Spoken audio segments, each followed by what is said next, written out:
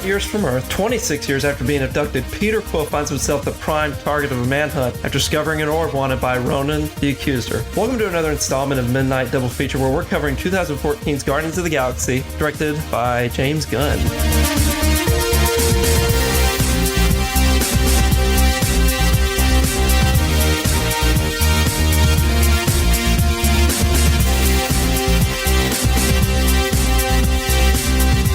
Do some roll call here. Colin, are you there? Yes. Okay. Zoheb, are you there? Present. Okay. Oh, wow. Matt, are you there? Are we recording? We are. So this is a first for us, isn't it? We got all four of us on at once. Hell yeah, dude. Yeah. This is for the a first feature presentation. Yeah, because we've all been like on together for a special like that announcement, but it was a release. Yeah, I was. It was like Matt was like, and one of our other people is Dan. And I was like, yeah, hey everyone. And Matt was like, so anyway. Sorry about that. So it was a short-lived, four-way between us, but we needed to get back together while we had some stamina and see how much longer we could go. So. And unfortunately, this will also be short-lived because I won't be able to stay for much of this. I actually got to run, but I fucking love Guardians of the Galaxy so much. I just come in for at least the beginning, man. I just got to get my thoughts out there. I fucking love this movie. All right, we don't have time for that, Matt. So, ain't nobody got time for that shit. Yeah. Hey, before we just jump into the movie in general, somebody's got to talk about the socials like they don't already know them. Well, I mean, yeah, you can always find us on Facebook. On, just look for us at Midnight Double Feature. We've also got the after party that's connected to that. You can find us on Instagram at Midnight Double Feature or on Twitter at MDF Pod. We're also on YouTube, Spotify, pretty much anywhere you can find your podcast. And, as always, please stop by, rate and review us on iTunes or whatever platform that you use. Or, if you got any comments or suggestions or anything, you can just always email us at midnightdoublefeature@gmail.com. Because if you want to hang out with us and chat, the After Party, which is a Facebook group on Facebook, obviously. Come in, let us know your thoughts. And it's pretty cool. We have some crazy debates and crazy opinions and thoughts that happen there. And sometimes we even get your thoughts on the air, which we'll jump into that a bit later.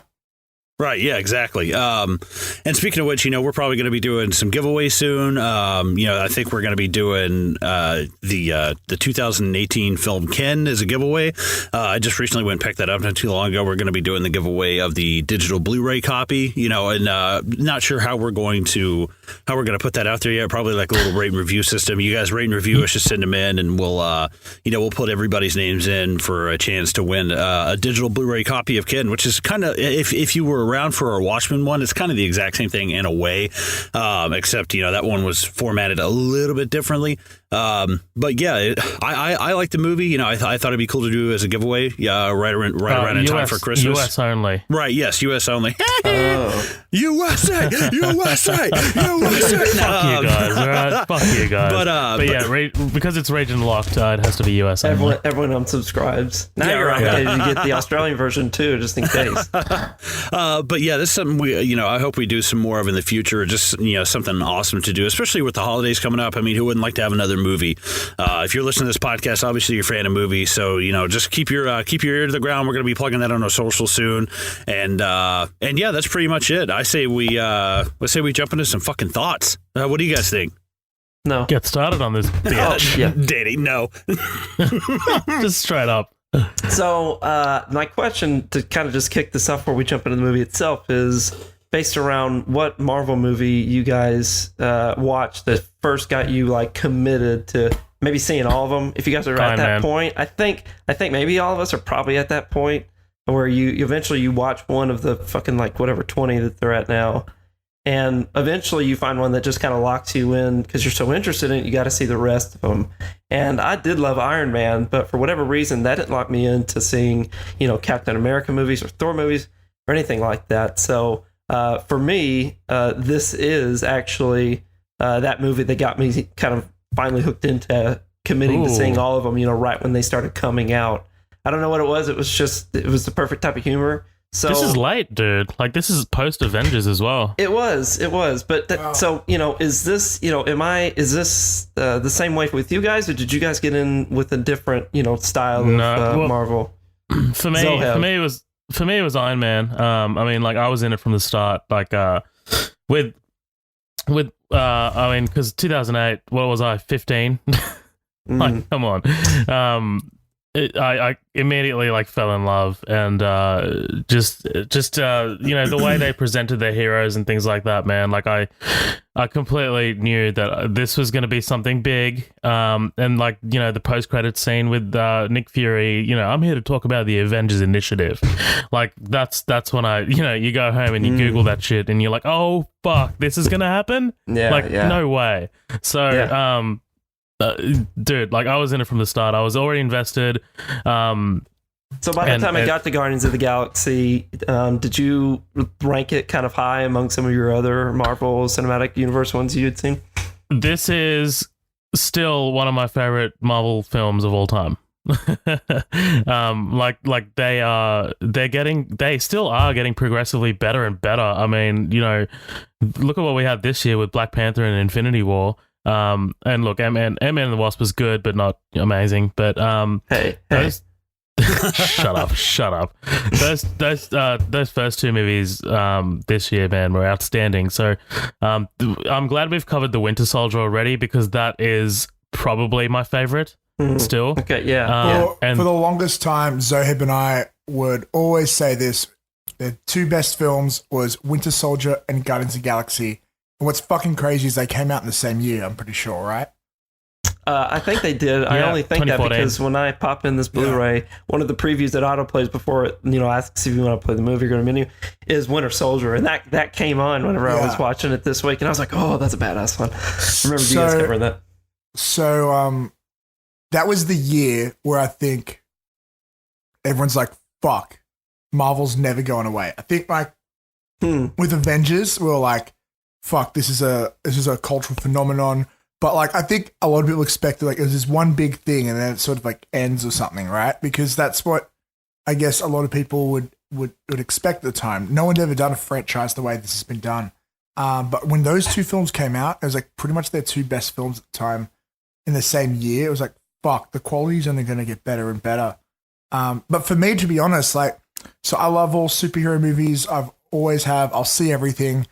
But I avoided watching Iron Man for the longest time because here's something a lot of people don't know. Iron Man was, for a long time, a boring and shitty character. So I was like, why the fuck are they making an Iron Man movie? I didn't understand at the time that it was Marvel making the film themselves and stuff like that. So Iron Man, I avoided it for a while. Didn't understand it was setting up some stuff. I did love The Incredible Hulk. I still think it's one of the most underrated Marvel films to date. But I think when I was locked in, it was I think it was the first Avenger, but not because it was like an amazing film. But I think it was because the hype of them building up to the Avengers. And they'll say, we're going to get them all together. I'm like, oh shit. So it was kind of like Pokemon, I had to catch them all. I had to go see them all so I could be ready for this moment. And that effect has still got me today because now I have to see everything because I got to know what's happening next and everything's connected. And that's when the TV shows come in. Like, they fucking got me. It's a whole crazy marketing scheme, but they fucking got me with that. But Guardians was a fucking special one because like no one knew if that movie was going to work. It was literally the weirdest characters. There were literally nobodies. Yeah. Seeing a preview where two of the five characters you see of the crew is a tree and a raccoon is pretty different, Yeah, especially sure. definitely by Marvel standards at that point, Yeah, and starring Andy from Parks and Rec, like who would have seen that coming? Yeah. And Vin Diesel was in a voice-only role. Crush on that man. Like their biggest star at the time was Vin Diesel, and he doesn't even show his face the whole film. Oh, I know. Yeah, he did his work by recording I Am Groot, and it was so many languages. I forget how many. He walked around in stilts and shit as well. Yeah, Yeah. to give him the effect that he was really that tall, you know. But, Did that mean they had to find a recording booth that was, you know, had vaulted ceilings? They're Disney. They've got them. Colin, you're quiet over there. Give us your thoughts on this movie. Yeah. The question was, what was what was the Marvel film that got you? Yours was Avengers, right? Well, yeah, the first Avengers really, really, really got me. I like the first one a lot. I think that's just like the quintessential film of these. The first one, the first Iron Man, I think is just really great, just because just to see Jeff Bridges as a villain. He's never a villain in anything.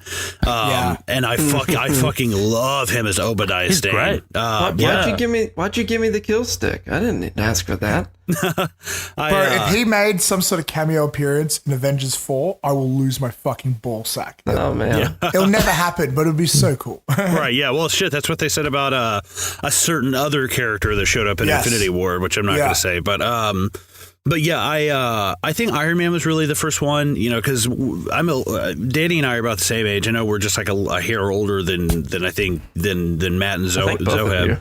Yeah. But yeah, I remember when, you know, the first wave of these was like the Tobey Maguire Spider-Man, the Eric Bana Hulk, you know, Nicolas Cage Ghost Rider, you know, so like that was really when those first hit, you know, that's when, you know, me and my dad were going to go see these movies all the time. But then I think right about the time the first Iron Man hit, that was like, okay, these are getting, you know, fucking crazy. I've probably seen the least amount of Marvel movies than any of you guys. I haven't seen any of the Thors. This is I haven't seen any of the Guardians of the Galaxy. This is the first time I've watched the first film. I've never seen the second one. That's fucked up. I've seen all the Captain Americas.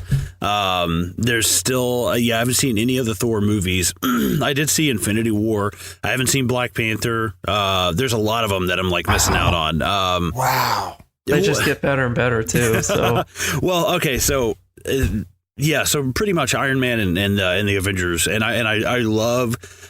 If you ask me what's my favorite Marvel movie, it's probably going to be Civil War. Honestly, like even with Infinity War, like I like Infinity War, but Civil War has such a grounded in reality, like political thriller like type thing. Yeah, dude. Oh my god, I fucking love it. You know, and I love seeing heroes. Even because we have such strong personalities, you know, and eventually those personalities are going to clash, and they're not always going to agree on every single mission that they're going to do or why they're doing it or who's telling them to do it. So I think that's really interesting. But honestly, excuse me. I like this movie. I don't love it, man. I don't. Like, I think it's good. Son of a bitch. I know. Fucking knew it. I don't, man. There's something about it. Because I'm sitting there and I'm watching it with Lindsay because, you know, she really likes Chris Pratt. She's a big Parks and Recs fan. And I like Michael Rooker. I like Vin Diesel. I like Bradley Cooper. You know, I was like, okay, cool. Like this is going to be fucking awesome. You know, I like Chris Pratt. Chris Pratt's good. I don't dislike him at all. I just never gotten around to seeing this movie. And honestly, I don't see what the hype is all about. I just don't. I think it's good, and I think it's a finely made movie, and it is very much so its own movie, very distinctly different from a lot of other MCU stuff. But honestly, like I will lose no sleep tonight knowing that I did not see this for however many fucking years it's been out. I did not get into it, man. And it's cool. Certain parts of it are cool. The humor is there. And the fact that there's such a motley crew of characters is awesome. I like that they're different, you know, that they have just very different personalities. But just some of it just really didn't click for me. I think more so in the beginning of it, we're trying to cover a lot of ground right at the beginning of this movie, you know, and I don't want to jump too far ahead, but you know, first 10 or 15 minutes are really rough for me. Honestly, it's not until holy shit, not until they're doing like the prison break that I was like, okay, I'm invested now. Like I'm locked in. I'm here to go. Well, good. Yeah. Well, so did the soundtrack playing in the background for a lot of the scenes not kind of help Somewhat, and I do like that kind of like 70s style, kind of like pop smooth kind of music. But it was okay. I just, I honestly think for the hype that it's gotten, it's just not my cup of tea. It's really not. I'm way more of a Watchmen kind of, like, if I'm going to pick a group of people to watch, like Watchmen or Dark Knight or something that's a little bit darker than this. This is obviously, it's great for anybody between the ages of 5 and fucking 50. There's such a huge age range for this, but I feel like this is geared way more, towards like a younger audience, which is fine. I mean, it's a Marvel movie. I get that. But honestly, that Jackson Pollock joke really hit with the 5-year-olds. Yeah, they were like, "Yeah, who's Jackson Pollock?" Well, let me sort of paint the picture for. Okay, for Jackson Colin. Pollock. All right. No, but seriously, because I feel like it's kind of like, and I don't mean to compare it to Star Wars because of the space opera vibe, but if you show like the original Star Wars to someone now who hasn't seen any of them, it may not go down for them as well as was us because they don't have the context of the time. And Guardians of the Galaxy really had no one talks about this, but its influence on Hollywood and filmmaking today is crazy. At the time, right? So let's ignore the fact that it's a loose adaptation on a comic that wasn't even very successful. Right. And what it actually does adapt is the reboot of it, which came in 2008. So they had very little source material, but like what they did, and I don't know who gets the credit here, if it's James Gunn, if it's like Kevin Feige or someone behind the scenes putting ideas into James Gunn's head.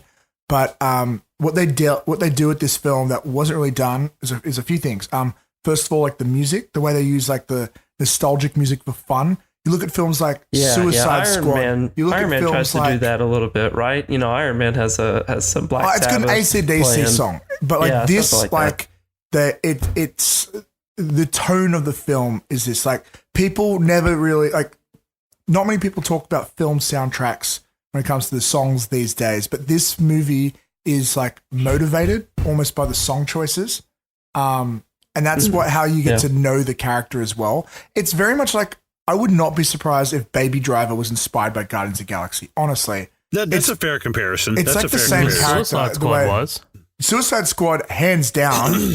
After it was started being a seriously shot film, they looked at the success of Deadpool and Guardians, and they said, "Make it like Guardians." Yeah, I know. But it's more than just that too. It's like I believe, and like this isn't based on these studies, but I believe that the inclusion of characters, mostly Rocket and Groot.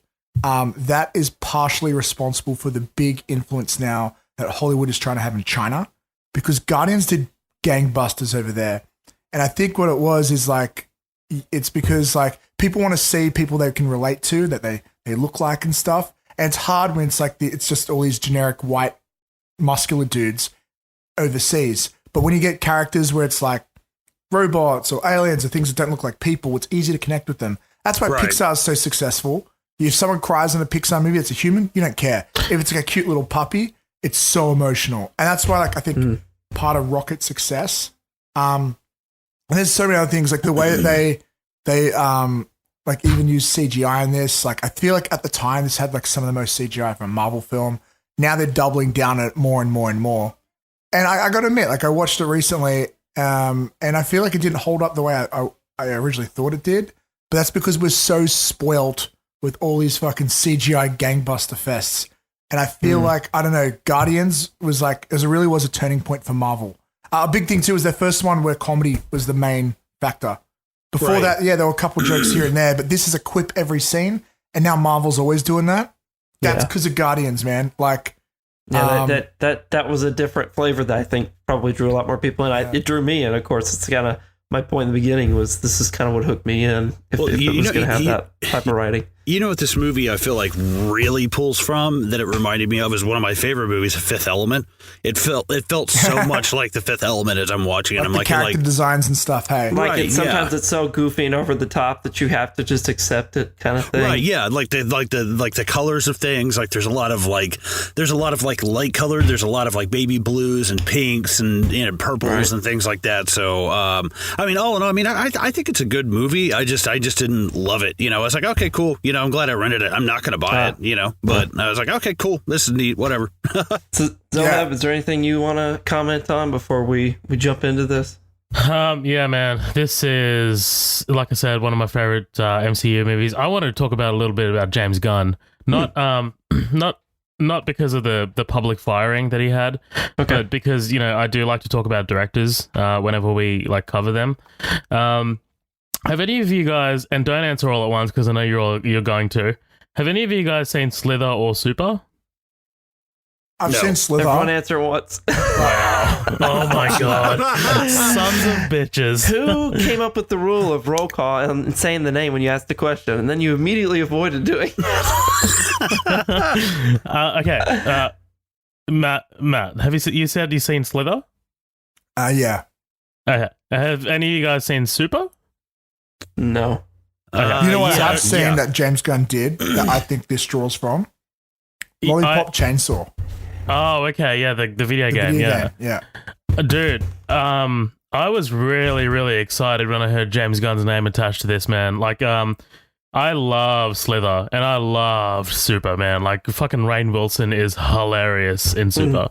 But those two movies, man, have a very distinct sense of humor and style, and I was really curious to see what James Gunn could bring to a comic book movie like that, man. And then I was hearing, because I'd never heard of Guardians before this movie was announced, so I was hearing that basically James Gunn was a perfect fit for Guardians. And leading into this movie, man, the advertising was fantastic. The teaser trailers were awesome. One of my favorite taglines of all time is on the poster, and it's just Guardians of the Galaxy, the title, and under it says "You're welcome." I fucking love that. And the second one is just as good. It's Guardians of the Galaxy Volume 2. Obviously, it's the sense of humor is just it's great. It's just dry. It's witty. Yeah. And I was really, really excited about James Gunn jumping onto this, man. This movie feels like him. It feels like it's definitely got his trademark sort of comedy to it, and the dialogue interplay. I mean, Michael Rooker is in every single James Gunn work ever. Wow. Yeah, they're best friends. Sean Gunn's in this as well. That's his brother. Yeah. Pulls double duty, might I add, right? He's doing the on-set CGI or bodysuit work for Rocket. And then he's, of course, one of the scavengers or whatever. Yeah, Kraglin, yeah. But, dude, for sure. This movie, I'm excited. Every time I watch this movie, I just have a massive smile on my face. And this is one of the rare movies that gets belly laughs from me. Especially from fucking, Drax. Dave. No, yeah, Dave Bautista, man. His comedic timing, man. Oh my god. At the end when he kills... Yeah. At the end when he kills Korath and he's metaphor. Every fucking thing, dude. I love him. But yeah, great fucking movie. Chris Pratt, man crush. Love Thanos' first reveal as well in the MCU.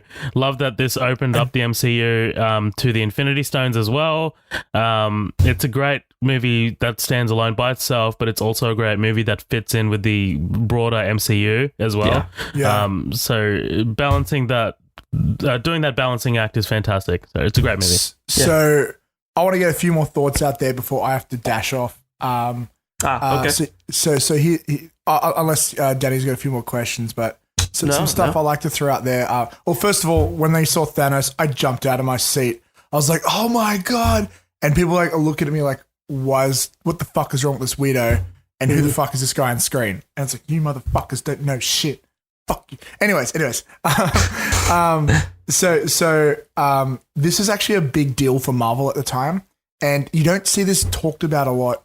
But the point of this film, right, was if you look at all the other movies before this by Marvel, right, they were scared to be superheroes.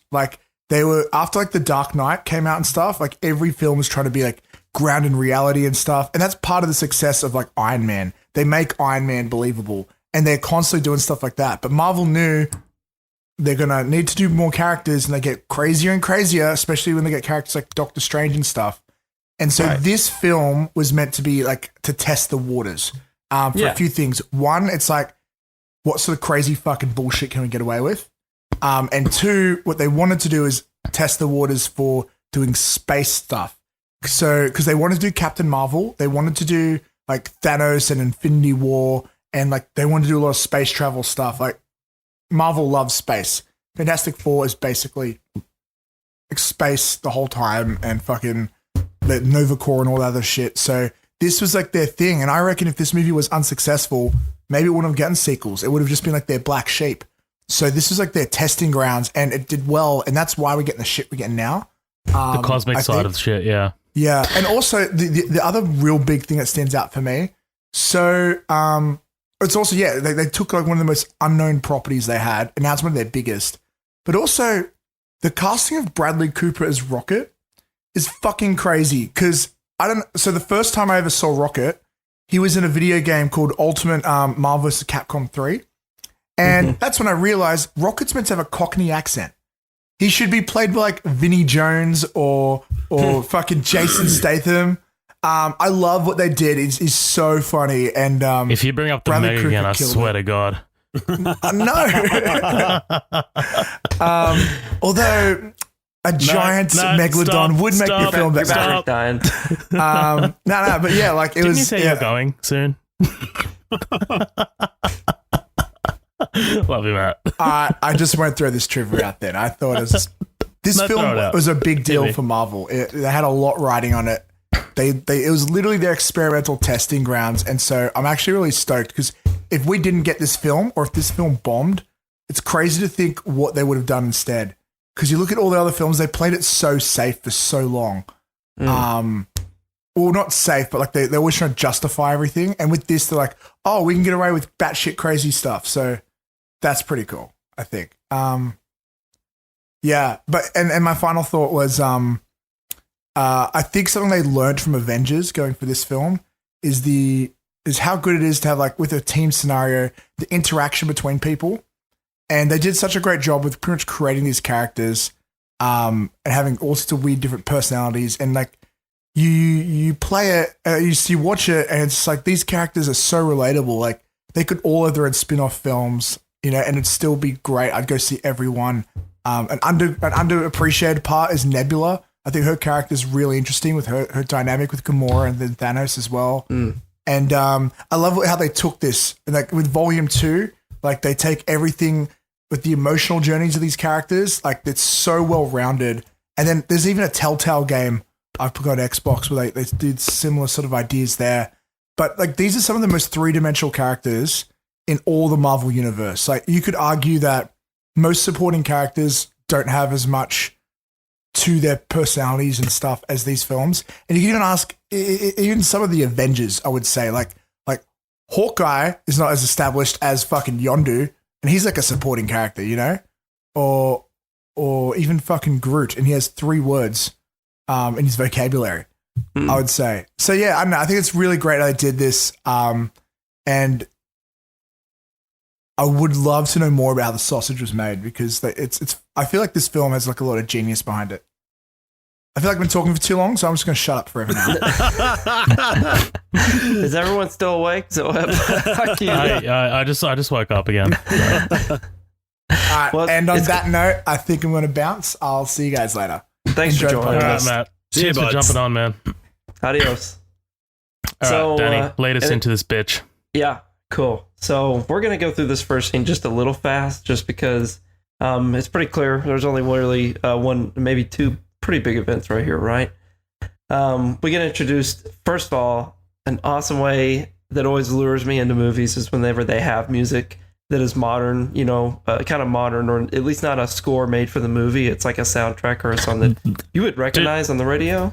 Dude, that being said, I also really like the score in this as well. The whole thing. It's a nice like space. It feels like a big space version on the Marvel score that they usually do. Yeah, it's Tyler Bates, and yeah, I really dig it. Also, you fucking forgot to mention this is 1988. It is. It's Earth in 1988. I didn't get to jump to that part yet. We hear the music for where I think we hear the writing. Zoheb. Oh yeah, well whatever. Jesus Christ. So we get introduced to, it's like his guardian. You don't really know yet, but when he goes into the hospital room, you learn that I think that's his uncle or his grandfather that's taking care of him. And then unfortunately, Peter's mom is passing away. She does gift him before she passes away.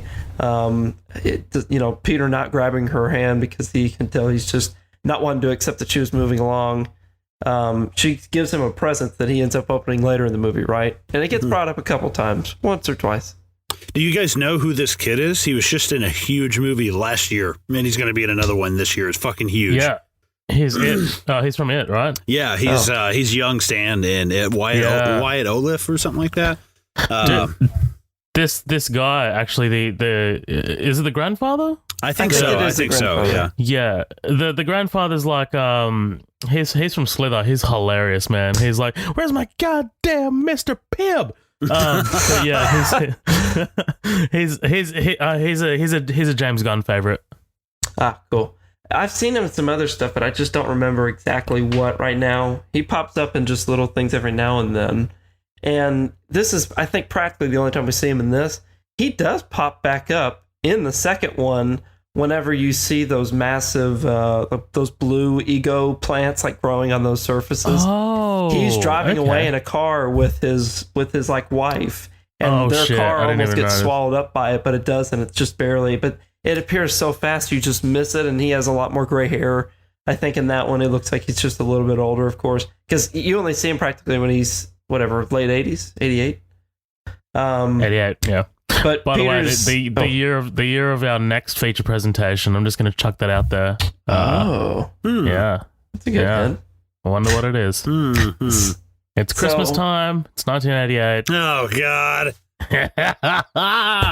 Yeah. Sorry, Danny. Let's talk about a good movie. No, just whoa. Yeah, you just shit all over this movie earlier. Yeah, I was gonna say. I guess if we're gonna talk about a good movie, we'll just have to turn this one off too. I'm just kidding. You fucking cunts. So we see Peter just run outside after he watches his mom pass away, and he's of course in shock. But that's what leads to him being abducted by who we learned to be Yondu in the long run. Yondu. In this one even as well, right? Yeah. I love this ship, dude. It's called the Milano, and it's literally named after Alyssa Milano. James Gunn said. I saw that in some trivia as well. I think that's funny. But I love this abduction. I love that his last word is mum. This whole scene is actually really touching. And it sets up a great character arc for Peter Quill. This kid is such a fucking pussy, dude. No, I'm just kidding. I'm just kidding. Hey, terrible. Man, I really like this movie, but God, that kid is just fucking crybaby at the beginning of it. I mean, he's so terrible. Jesus Christ. Yeah, nothing of levity happens to that child right then, Colin. Definitely nothing life-changing. So after he gets abducted, it kind of transitions into the Marvel scroll text. I love it when it does that. I'm a big sucker for the Ant-Man movies. They usually do the same thing. They kind of have a setup scene before they jump into the credits. They do a prologue. I loved it in Spider-Man in Homecoming. Oh, it's good shit, man. Oh, it's him vlogging, I think. Is that what it is? It's Michael Keaton. And it's like a scene with Michael Keaton, and then it's just like straight into it. It's like his construction crew with the aftermath of awesome. First Avengers. Yeah, so I love the opening text Me too. Of this with the Colin. When you said Colin that you couldn't get into it, I was like, what? Like you didn't like this entire sequence? Watching him walk through the rain and then recreate that civilization with that machine, it's like. So the score's coming over and everything is like just makes you want to sink in, man. Now, see, that I don't hate because that almost reminds me of like some Star Wars Blade Runner type detective ass shit. Oh yeah, I totally agree. Right, yeah. But it's more so like after that when our characters kind of start getting together and it's I don't know. We'll get into it when we get into it. But this scene I actually don't mind because I like the he grabs that lizard and he's like lip syncing with the lizard like walking to sing and I was like okay that's kind of cool Yeah. And if you pay attention to the lines of all the actors that are in there, like it goes through like almost over a minute of credits, and you're still recognizing all the names of people in this movie. It has so many fucking stars in it. Zoheb, who's the main actor that kind of popped up in this that surprised you the most? Glenn Close, I think. Oh yeah, Cruella DeVille. Yeah, I was like, I haven't seen her since Cruella DeVille. But other ones, dude, was John C. Reilly. and Peter Serafinowicz. Yeah, much more serious role for John C. Reilly. It might, to be totally honest, he has, of course, a comedic, like, kind of almost underbite that whole time. He's acting on every screen. Yeah, I love that dude, man, for sure. So but yeah, this dancing sequence is outstanding. I love the song choice as well. It's great, man. It's just a great opening to this character and kind of like the style for the movie, like what it's going to be. Not going to take itself too seriously. Right. I mean, the text pops up while he's like dancing on one leg. Yeah, right, exactly, and like he kind of points up to it, and it's just this kind of like wide shot. I love that shot, man. Yeah. The cinematography in this movie can honestly sometimes be downright stunning. Like there are some really stunning sequences, but for me, man, what I love about this scene is it feels very Raiders. Like, it feels a little Raiders to me, like the start of it. Except, I mean, of course, Harrison Ford didn't like dance into. No, I'm talking about like when he goes up and grabs the idol, or whatever. Yeah. But it's the fact that you're kind of getting lulled into the feel of the movie while at the same time having to take in that he's there for something. He's not just like fucking around on that planet. He's clearly there to try and find something. And the like Raiders of the Lost Ark has that same feel. He's kind of searching through the forest in the Amazon at the beginning of that one, right? Yeah. Oh, well, yeah. I don't know if it was the Amazon, but yeah. Something like that. A forest. It's anyway. But flashes through him having such an easy time putting up with everything. Those little creatures are there, and he's even used one as a microphone. You can tell he's super comfortable on a different planet now. He hasn't been on Earth probably in a very long time, and it's a good way to get introduced to Peter Quill's a character who is very clearly adapted to the life of being a scavenger, which I am not going to lie, I didn't catch that the first time watching this movie, that he was part of some group or like clan or cult. I didn't catch that was like a thing until I probably watched it the second time. I thought, oh, okay. I thought he just like Yondu was like a partner in crime that he had just had for a really long time. No, he's part of the Ravagers. Yeah. So he uses this tool. It's like a gravity machine, this gravity well that sucks out the orb out of that whole piece. When he turns around, though, there's an actor that's there. I don't know if either of you two recognize from anything else. But he shows up in a couple other things. Isn't he in Gladiator? He's in Blood Diamond. He's in Blood Diamond. Yeah. He was in like the second Lara Croft movie that has Angelina Jolie in it. That's the very first time I had ever seen him in anything. But after that, he's in everything. Oh, and also The Island. You guys did The Island at some point. Yeah, he was in The Island earlier this year, right? Jimon Honsu is his name. Yeah. I don't know if I pronounced that correctly, but yeah, he's awesome. I love him. He's got great screen presence. But this scene's awesome. It when he's on screen. Yeah, this scene's awesome, man. Like he's like, you're wearing Ravager garb, and I love how like Quill's just like, Ninja Turtles, stop poking me. Yeah, you better cut it out. Chris Pratt is fantastic, man. Oh, he's just perfect casting. Marvel really know how to cast their leads, man, and this is another great example. Yeah, definitely.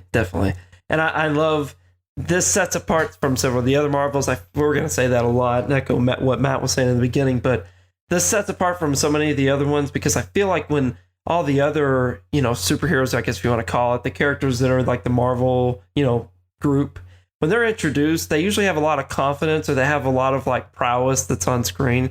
But we immediately see that the only person that takes himself as big of a deal, he thinks he's as big of a deal as he is Star-Lord whenever he tells him, you might know me by another name, Star-Lord. And instead of them being like, oh, fuck, it's him, they say, who? Yeah, he's got this, and he's just so defeated. Come on, man, Star-Lord. Yeah. Come on, be cool.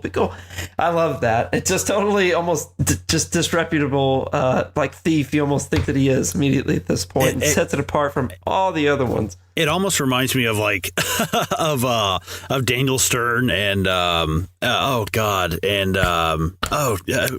Goodfellas, man. He's in Home Alone. Jesus Christ, I can't believe I'm drunk. What? Yeah, Joe Pesci. Thank you. Yeah, it kind of reminds me of Daniel Stern and Joe Pesci in Home Alone, where they're like, we're the sticky bandits. Like they just keep coming up with like stupid names and shit. They think that their reputation precedes them. Right, exactly. Yeah.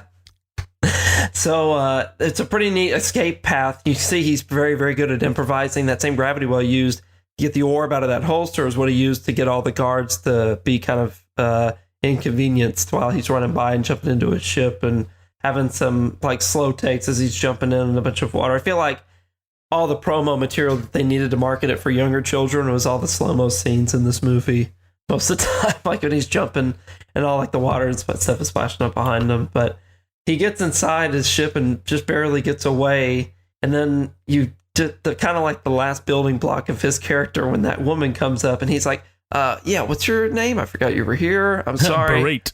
I was a little busy. I love that, man. It's just like she's been in the fucking ship the entire fucking time and he had no idea. It's the ultimate like fucking dine and dash situation. Yeah, I'm not gonna lie, I forgot you were here. Yeah. It's just so fucked up. And it's not like he can just set her back down and be like, so I'll call you, or like, you got a number. He has to like drop her off somewhere. Yeah, so they're stuck in the ship, and that's when he's flipping through some touch TV, and she picks up a phone call. You can tell that she didn't mean to, but she's probably not sorry what she does. But he picks up a phone call from Yondu, and he's pretty pissed off. Why is Yondu mad? Do you remember? What did he say? He's like, I'm here, and there ain't no you, and there ain't no orb.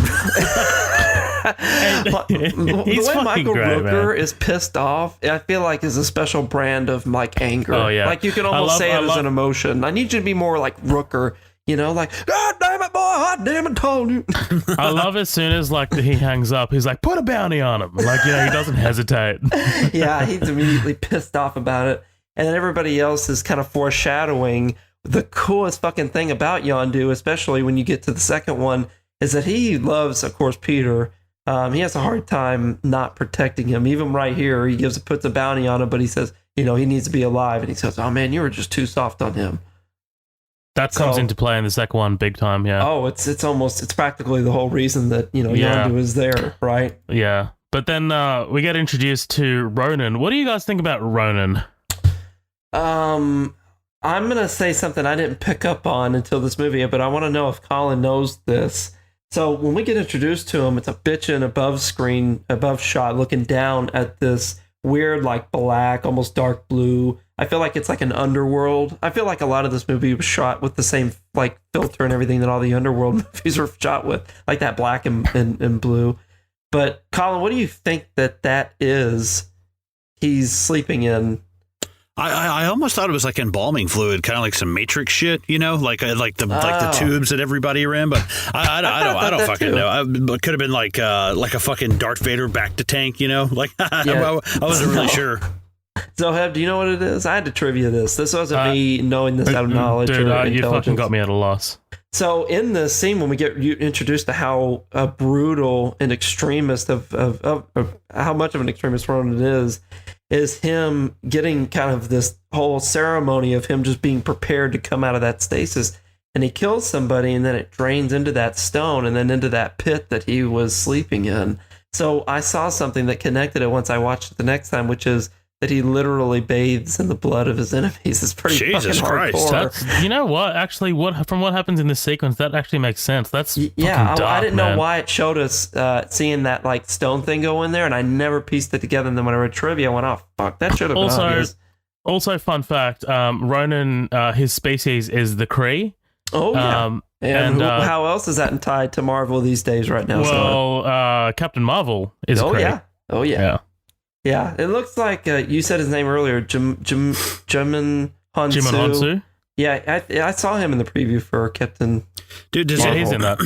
So is Ronan's in that as well. Yeah, it's earlier. Yeah. Dude, Ronan is what 20th Century Fox wished that Apocalypse would have looked like for X-Men, dude. Like, yeah. I fucking love. Now I'll say it straight. I fucking love the way that he looks. He's menacing as fuck, dude. Like he looks awesome. Right. Yeah, and Lee Pace has the physicality for it. Like he's in the Hobbit movies, and he's pretty damn good. Like he's got the voice for it as well. Yeah, he's pretty cool. He's a neat part of those movies. I'll say that he's fun. But another neat thing, of course, that happens in that scene is you see the competition between Gamora and Nebula. Not necessarily for the same reasons, as we'll learn a little bit later, but it's a great introduction to see that. Every single movie that Zoe Saldana shows up in, she's going to be green and an alien in space, apparently, right? She's still fucking hot. I don't care. Sorry. Sorry to all the ladies out there who think that I'm I'm objectifying, but hey, I'm fucking single. Okay, come on. But I was like, I feel like I've seen her before, and then when I saw her in the other ones, I was like, dude, is her normal nationality fucking green in real life? Like, why is she green in every movie? It says that on a passport. She's funny. She's like related to Kip from Futurama. I love him. Sir. I suffer from a very sexy learning disorder. What do I call it, Kip? Sexlexia. Sorry. All right, back on track. We need to do Futurama later. So. Oh, wait, what? Futurama, best show ever. Oh, fuck yeah, dude. So, but we see that they're, of course, in competition to get that orb back for Ronan, which is really kind of a middleman to get it to Thanos, right? Which, of course, becomes a really big part of the Marvel Cinematic Universe once this whole movie takes place. So, and then we see that Star-Lord made it to what is the name of this? Xandar. But before he goes into that trader, which is a really great scene, we get introduced to Groot and Rocket, right? Love these two. I still don't recognize that Bradley Cooper is Rocket. I don't see him sitting in a booth sounding like Rocket, but I fucking love Rocket so much. He says what I think what most of us think most of the time when these are going on, you know. Dude, great Stan Lee cameo. Yes, oh, yeah. dude. You know who they remind me of is like in Rogue One or Donnie Yen and dude, totally they kind were of like the wise the wise person, and then the dexterous, large huge person, right? Muscle, which is funny. Which is funny because like I can't remember their characters' names for the life of me in Rogue One. I only saw it once or twice. Okay, I watched it again literally the other day. Okay, cool. I love it. But it's awesome because, like, whereas in that one, it's like Donnie Yen is like the quiet, like more like, relaxed one. Yeah, thank you. There we see in this one, that's in Groot, but he's also like the big brooding one. But it's funny because I kind of flipped the script. Like the smaller guy is the more tenacious, like ready just to tear into anybody's ass. I'm like, cool, that's awesome. It's a good odd couple kind of setup, And they play on that arc that you just mentioned, the fact that he is always viewed as the underdog. Even whenever they see Groot, they're like, or Benicio del Toro later says, "Oh, sees Rocket and talking to Groot says, "Oh, is this your pet?" And Rocket had just gone fucking like nuclear in a scene earlier than that, so he's like, "You motherfucker!" But they passed on it pretty quick because we'd already seen him kind of go, haywire. But and dude, like Groot is fucking adorable. Like even he's like even as a grown fucking tree, he's adorable. Like he's got my.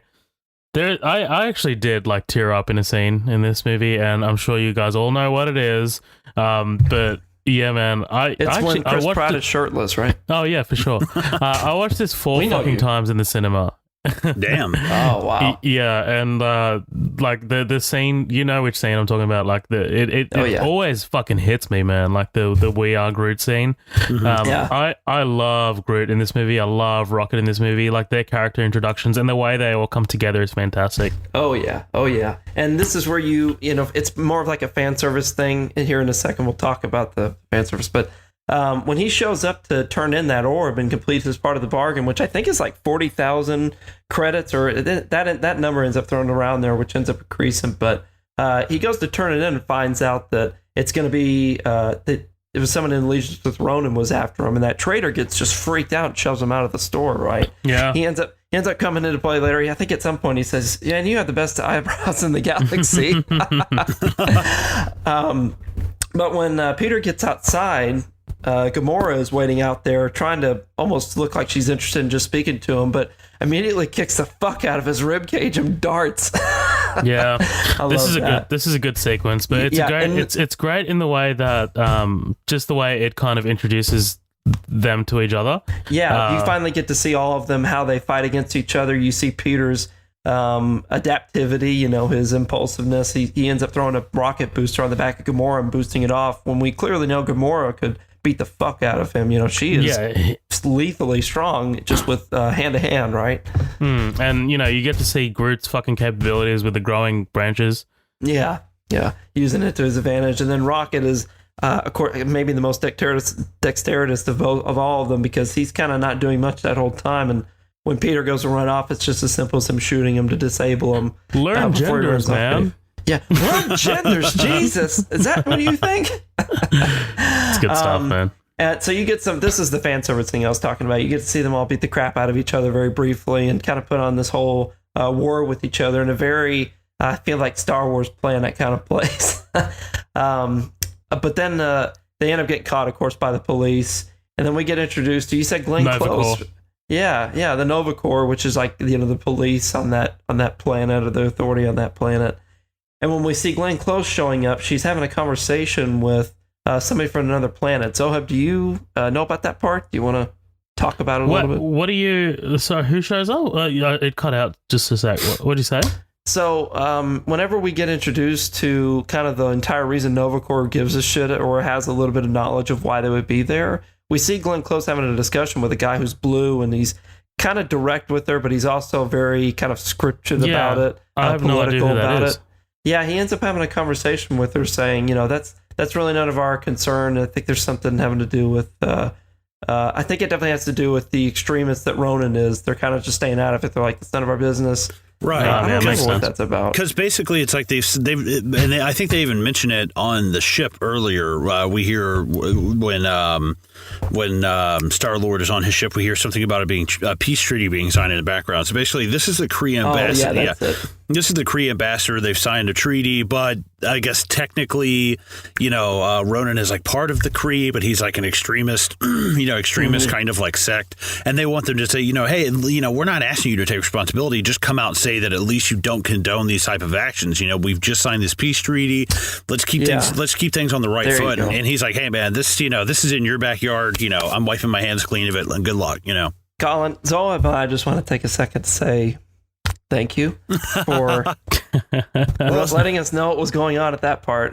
Well, something had to hold my attention in this movie. You're like, this movie blows. And I was like, I don't remember what was happening to that slow political part. And you're like, well, this is what happened. Get your notes up. In the year 2665, the Kree ambassador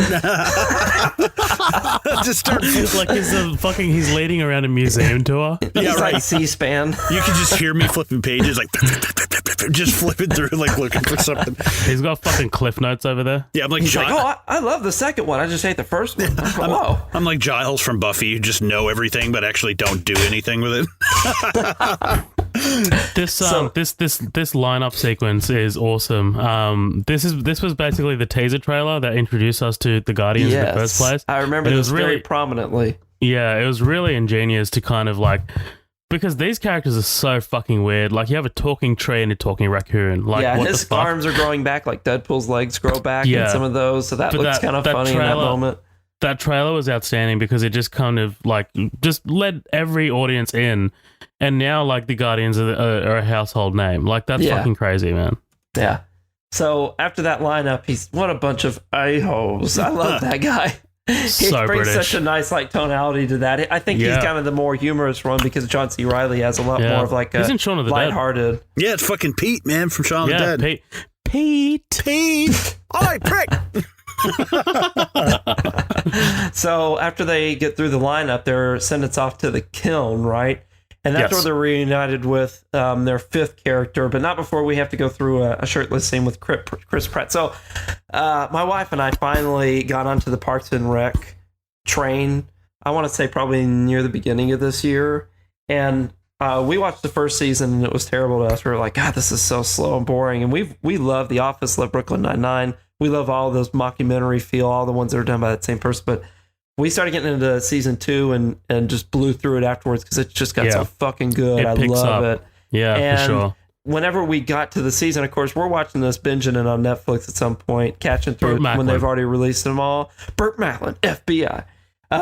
We got to the season where they started and they're like, oh, we're going to be in London, which is where they shot Guardians of the Galaxy. And they're like, we're going to go over there for a trip. And it's the same exact time that Chris Pratt is like in great shape. He's like, all I did was just stop drinking beer and I lost like 50 or 60 pounds. That was really what happened in real life. Not, it's not that he probably stopped drinking beer, but he did really lose 60 pounds for the role, even though James Gunn was going to let him stay in Parks and Rec shape, but he didn't. And in Parks and Rec, when it happened, Amanda and I were looking at it. I thought that was pretty peculiar. And we went, oh, I bet this is the same season and the same time he was shooting Guardians. And it was. So it's awesome. because it's pretty neat. I just recently finished Parks and Rec, and I went back and watched it again, and like you can see definitely when they go to London, he looks like Star-Lord. Yeah, and Peter Serafinowicz is in that show. Like they get along. Do you remember? He's that Duke. That they're flying the helicopters. And he's just as childish as Andy, but basically, yeah, I reckon, I don't know, there must have been some awesome like goofing around on that set, man. But yeah, I don't think Marvel would have let James Gunn let fucking Chris Pratt stay in the Parks and Rec shape. Like, you need to look like fucking Star-Lord. Like, there's a thing. Like, fans would have lost their minds. Like, they're like, why is this guy bad? I agree. So I think, and I didn't catch this the first few times, if I haven't brought this up, I don't think we've done any movies or any material that ever talks about him, but there's an actor, it's Nathan Fillion, and I love everything that he practically I've ever seen that he's popped up. I haven't seen all of his stuff, but he shows up in some games that we've played, and I love him when he shows up in movies. Of course, I'm a big Firefly Serenity person, so he leads all that shit, and he's just so charismatic and catches your attention every time on screen. He is Fillion the big blue alien that threatens them, that Groot sticks his twigs up, and then Rocket's like, hey, don't fuck with us. We're a little bit more lethal than you guys know. And I love it. I was going to say, Fillion is a James Gunn regular as well, because he was the lead in Slither. Oh, okay. I didn't know that. I haven't seen that movie. That would make me want to watch it. Yeah, definitely check it out, man.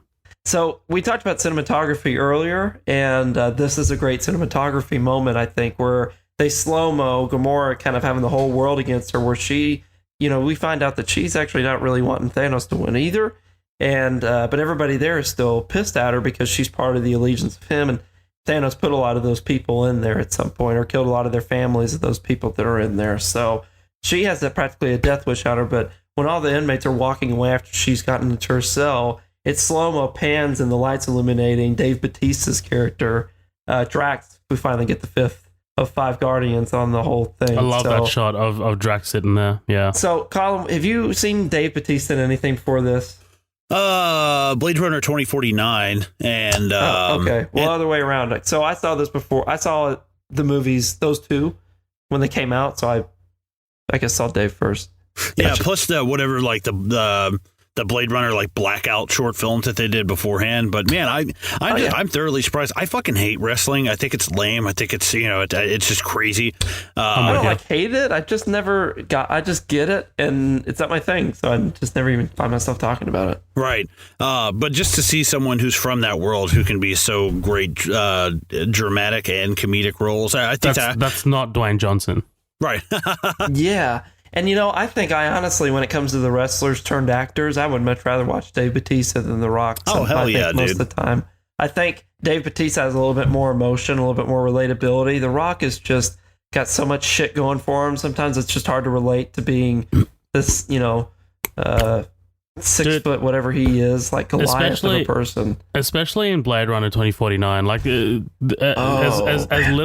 little screen time as he gets, Dave Bautista is awesome in that opening sequence. Yeah, he owns that shit. I cannot wait for us to get to that point. I know Colin's going to want to go through the first one, but I love the second one. And Colin had a good plug for that. If you guys like 2049, there are some shorts that they dispersed that fill in some filler of 2049 in between the two movies, and it's done at the same quality as the movies. I think even one of them was an anime done by the same people that do Cowboy Bebop, but the live action one with Dave Bautista, what is it called, Colin? It's like 2050 Blackout. Well, is it maybe Blackout? Well, they do like 3 or 4 of them. They do one with Jared Leto and they one with Dave Bautista, and I can't remember them for the life of me, but I think they were called Blackout. They're I might on be YouTube, wrong though. I found them. We have the 49, but I don't know if it came with those. I didn't even think to look, but I found those on YouTube, and they're posted by like Sony or whatever the official company of that film is, and so it's like the real deal, and you get to watch them. They're 15 minutes, something like that. Anyway.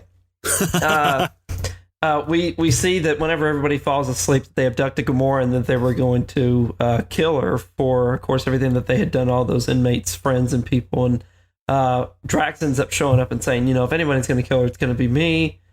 And then it's just kind of a whole clusterfuck where you can tell that Rocket is really scared that Peter's going to start talking about, or at least get Drax's attention. When he does, you can see Rocket's like, oh shit, like he's doing that weird prance, like he just got caught doing something. When Drax turns around and sees that they're there, when he's trying to, kind of calm him down.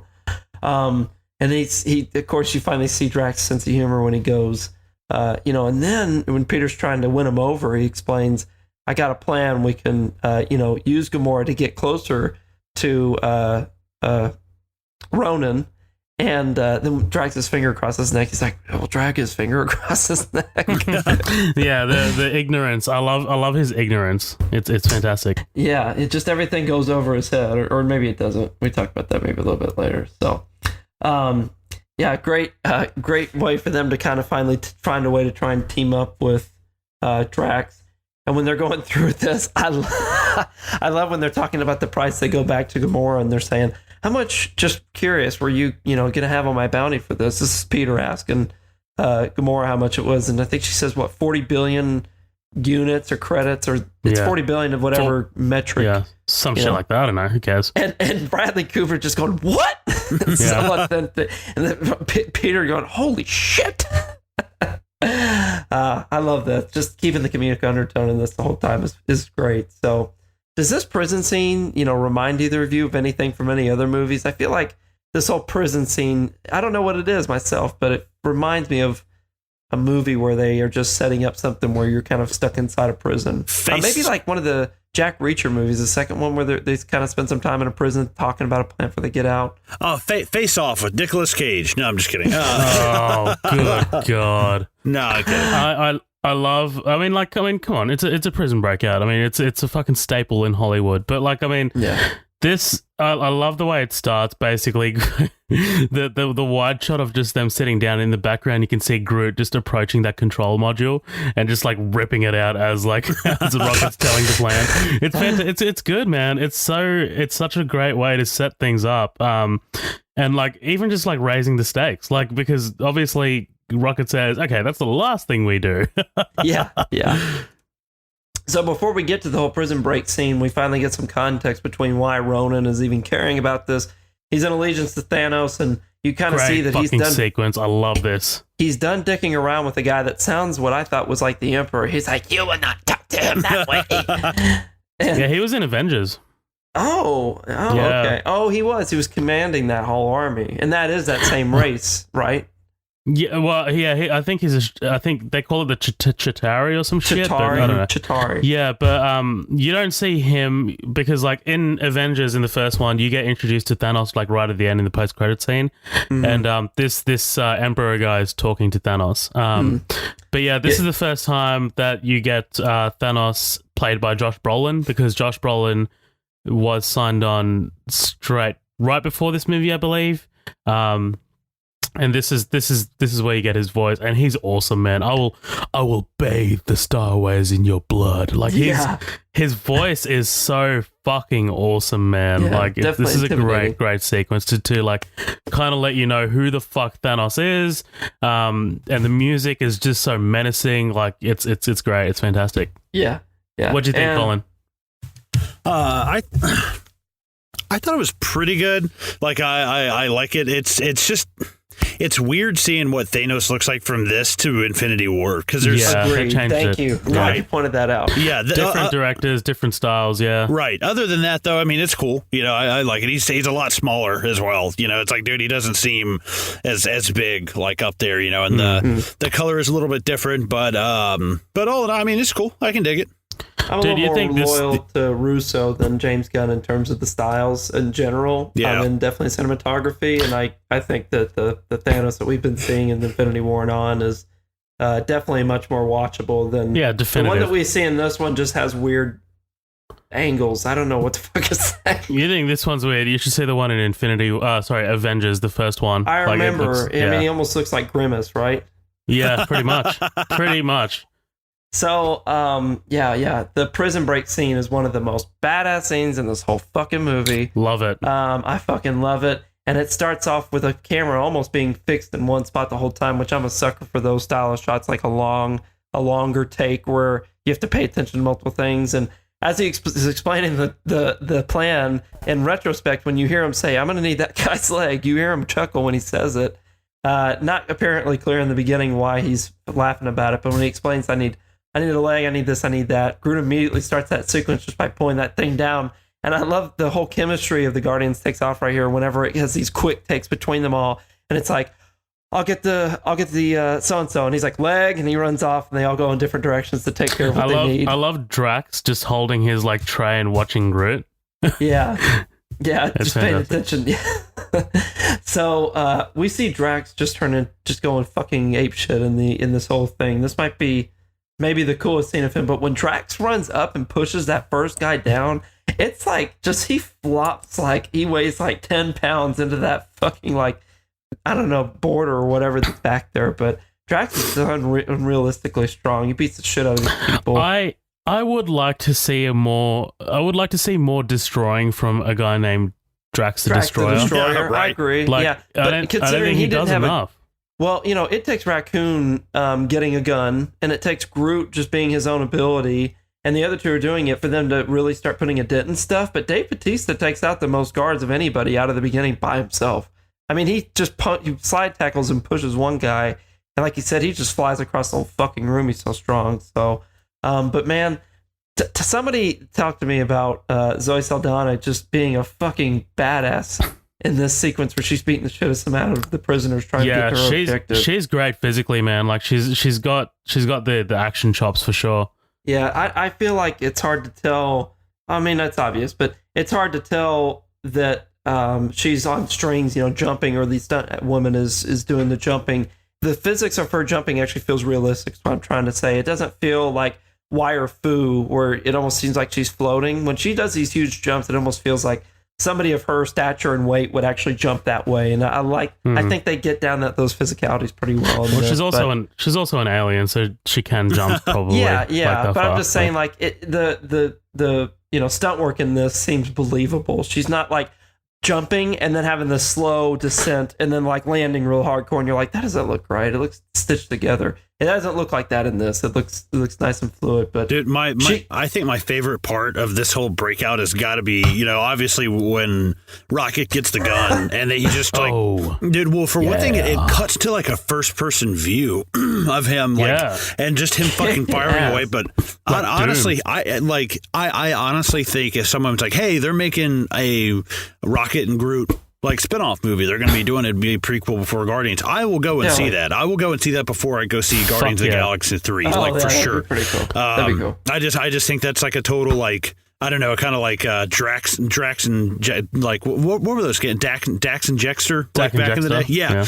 Or like Banjo-Kazooie, like kind of thing. Like, dude, these guys would be fucking great together.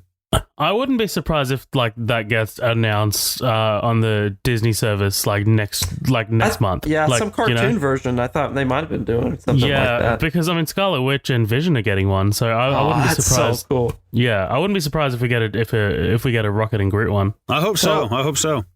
Throughout the whole patching together of the plan, he's like, sorry, you need my what? I love that, dude. That's so fucking better. Because it's like two moments in the whole movie that people lost their goddamn mind, and this is the first one. When he shows up inside that control room and slaps the leg down, he's like, here we go. He's like, oh, I didn't need that. And then he keeps going. He's like, I'm sorry, what? He goes, I had to and they had to make sure that it didn't seem okay to like take stuff from handicapped people. And he's like, I had to transfer him 40,000 credits or 30,000 credits or whatever. And he just kind of shrugs off like, whatever. But I love it because that carries over into the second one as well. Like there's a moment where like Rocket's like telling a plan, and he's like, and I need that man's eye. Yeah, and they're like, no. Oh, that happens, I think, in this one actually. Well, but it does come back into play later. He's like patching a plan together, and they have to tell him like, no. Also, I don't want to go past. Probably my favorite joke in the movie is when Rocket, not to backtrack, but when Rocket is telling them the plan and Groot is walking up and just taking the battery. And Rocket's like, well, supposedly these bald bodies find you attractive, so maybe you can work out some side of deal. She's like, you must be joking. He goes, no, I really heard they find you attractive. I was like, damn, dude, fucking savage, man. That is fucking great. Yeah. That's Joss Whedon for sure, man. Right. Oh, I totally agree. That is the Joss Whedon line. Out, definitely. Like that is my kind of humor, like through and through, like extremely clever, like a double, like I fucking laugh my ass off at that, honestly. Colin, have you watched any Firefly and Serenity? I have not. Man, that is all that show is. That script is nothing but playing off of each other. And at some point in the movie, Nathan Fillion gets pissed off at Jane's character.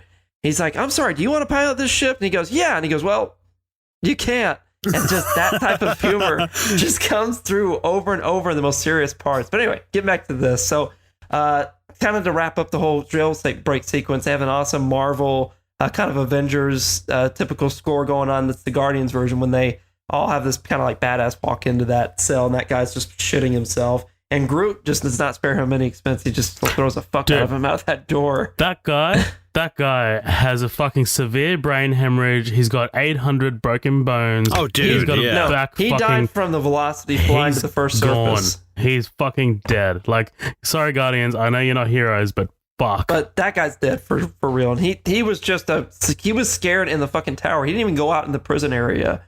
So, yeah. But we see how complex of a brain that Rocket has when you see him controlling like 80 drones to pick up this like cell, this like tower attachment, and then fly them out of the fucking door. Before we go there, some of my favorite jokes are in that control room. Like I love do not ever call me a thesaurus. I love that line too. It went over his head like thing. Oh my god, he's like, my reflexes are too fast. I will catch it. Oh god damn it! Like Batista's just killing it in this fucking movie. And like before they get up to the control room, there's that moment when he's like, "You man that is laying with an Alaska variant." I'm just like, oh my god! He's like, it's one time, man. One thing I want to touch on too is, and again, I don't want to backtrack too far, but Rocket's kind of a really tragic character, isn't he? Out of all of these people here, like when we see him getting dressed, and we really, really, really focus on those kind of prosthetics that have been in, right? Yeah. So I mean, I know there's not really a whole lot of backstory in this movie that would be just goddamn impossible to do to show exactly like what we understand. He's kind of like a Frankenstein monster in a way. He's a mad scientist kind of thing, but I fucking love that, and I think he's such a great character, and he's the one out of all of these people. I think he's the one who's just kind of most like, fuck it, man, it's a big world. You get, it's a big fish eats the smaller fish, like kind of thing. He says some harsh shit to Drax later in the movie. We'll get to it, but he it pours definitely his plays into Drax, like and his he's like, character arc. Suck it. Go ahead, that. Though. No, I was just gonna say it definitely plays into his character arc because like he's been tortured and like worked on and stuff, and he feels less than. And like every time someone calls him a raccoon or something like that, like later when he's in the bar, before the whole collector sequence, like that shit is cool, man. Like the Rocket is a great, and a pretty complex character at times. Yeah. So after they escape that prison, and they get to the ship, we see that Peter's not going to leave until he gets his Walkman back, right? So he's picking up the orb and just kind of throwing it around and ends up using it as a blunt instrument to beat the fuck out of that guy who's just listening to it carelessly, and then ends up getting back in the ship, and Dave Bautista's just so impressed by him after you can tell that he's probably not a person who's impressed once he finds out he went back for a tape recorder. He's like, you're an imbecile. You're a fucking idiot. Are you kidding me? This is what you went back for? So, question. Yeah. Where does he get batteries? I don't know. I mean, everything's got to run on some form of like portable electricity in that universe. So I guess there's nothing stopping it from powering it somehow, right? Batteries for the Walkman? I mean, why wouldn't he be able to power that if they can power a ship? I said, well, because I say at some point he's either modified the Walkman or he's got, it's kind of like having vinyl, record players now. It's like, dude, even like, in this cutscene, you see that they integrated a cassette player into this ship. Right. Can't you guys just let me be an asshole? No. This is my fucking movie to be an asshole. My fucking movie, Zohab. Fuck you, Zohab. There can only be one heel. Yeah, there can be only one asshole. I knew it. I fucking knew it was coming. I fucking knew. If there's one thing about this movie that makes me like it above all the other ones is the chemistry between everybody.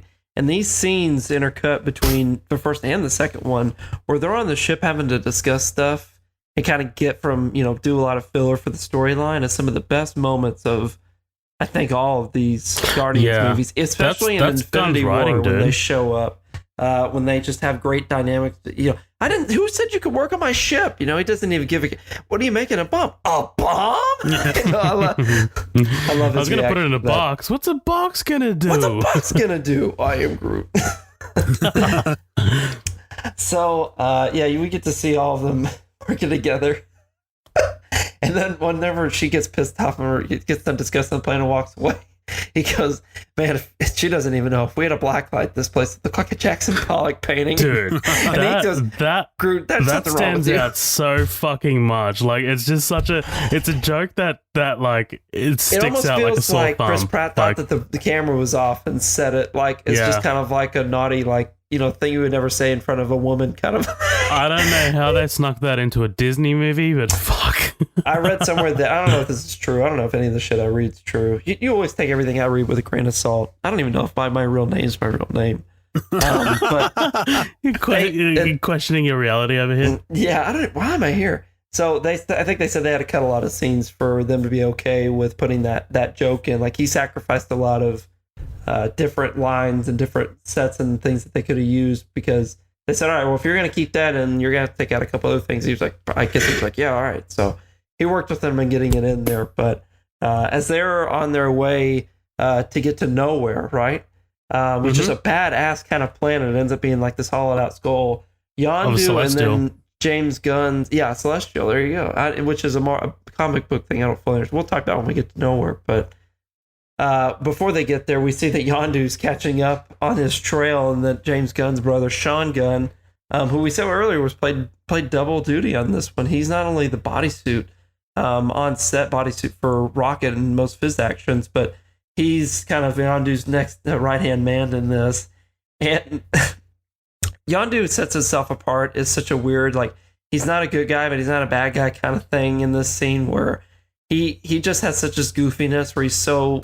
His goofiness is just such a... The guy that's just trying to speak so properly. We know these people that would never change their demeanor, even if somebody was acting goofy, and you could tell that Yondu knows that. So, sir, the confidential... Yeah, he's fucking great, man. Dude. One of the greatest fucking weapons of all time. This arrow. Holy shit, I love this thing. Like, it is amazing. When he ends up... when that pops out and he uses that, I went, oh no, like... I kind of thought at that point that Yondu was, I think this is a thing that people develop, but when you start going through a movie, you have to piece apart in your head who you think is going to be the main threat by the time you get to the end of it. You're kind of measuring in your head who's the strongest person you've seen, the biggest threat on screen that's not a good guy. And I didn't know at this point in the movie who any of these people are. Never read any of these comics. I don't know any of this. So when he shows up and he had that as a weapon and how much control of it he had, I immediately thought like, oh, Yondu's like the main threat in this now. Over any of them. This weapon is just awesome. Like it gets an awesome scene later, but man, in the second one, there's a breakout sequence. Holy shit balls! It is like the entire epitome of that whole fucking almost movie is that whole scene where they're working together to get out the bodies that are like raining down as they're walking through, and Rocket and him are in that control room music. Oh, it's badass. Let's just do the second one. Keep going. Let's cancel this. But they finally arrive, and we'll take a break here in a little bit, here in a few minutes. We get to the end of why they're here at Nowhere. But they arrived at Nowhere because Benicio del Toro's character was going to be the one meeting them and exchange that orb and know what they could do with it, right? Or at least get it away maybe from Ronan. So whenever they show up there, you get to see that it's the head of this. So you called it a Celestial. What's the whole history behind that? Well, I don't know the history because I don't read the comic books, but a Celestial... Great. I asked you one question. Colin. Well, you know what? Matt Vella's not here. Matt Vella's not here. Sorry, so I have to stand up and be the Marvel fucking nerd. But no, the Celestials were... We get it later with the with Benicio's little story. They were the ones that could like handle the Infinity Stones, right? Yeah. And spoilers for the next one, but not really. You know what? I'm just going to say it because I don't think Colin cares. But for the next one, like you find out that Quill's dad is a Celestial, and that's why he's able to handle the Infinity Stones. Right. And it's pretty cool, man. Like the Celestials, they can come in all fucking shapes and sizes, but they are the gods of the MCU. Right, dude. I fell down a YouTube rabbit hole with these guys. Like I was at the gym probably like 2 or 3 years ago. I was and I was watching.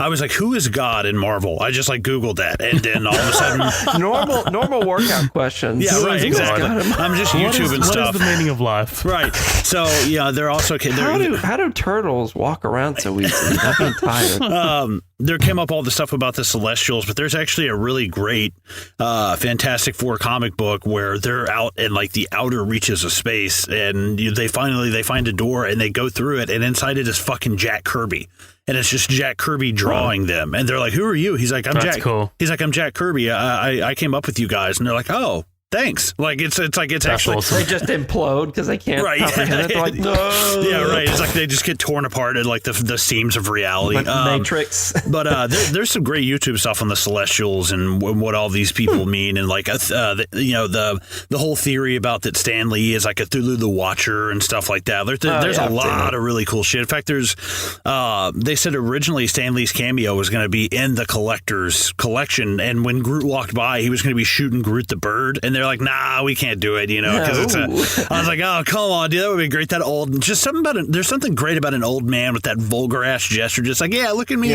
look at me, you look at me, you big oak, fuck you, dude. Just like, their knuckles on their fingers are just so wide and square that it almost looks like it's pixelated. You just described the premise of the Johnny Knoxville movie Bad Grandpa. Right, dude, I was thinking about that, yeah. So, they're waiting on being summoned by the Collector, who is related. He's the brother of the Grandmaster, I learned, in this MCU universe. I don't know if that's like that in comics. You guys have to tell me, but he is directly related to Jeff Goldblum's character in Thor Ragnarok, another fucking amazing MCU one. But while they're waiting on all that to happen, you see that they have a whole betting sequence between each other, and Peter and Gamora having the necessary, getting closer to each other moment that every, I think, Disney movie is obligated to have. I think this is the first one that doesn't end with a kiss, if I read that correctly. The first MCU one that didn't end with a man-woman kiss. Oh, good. Wait, what? I think. I don't know. Maybe we'll have to look at that. I told you I lie about everything. I mean, all this. I don't think that's true, but yeah. I never even watched this movie. Am I explaining it right? That would be so fucking funny. Daddy's over there just winging it. He's like, yeah, some movie. I don't know. Just by staring at the back of the case that I printed off the internet. And then here comes Yondu.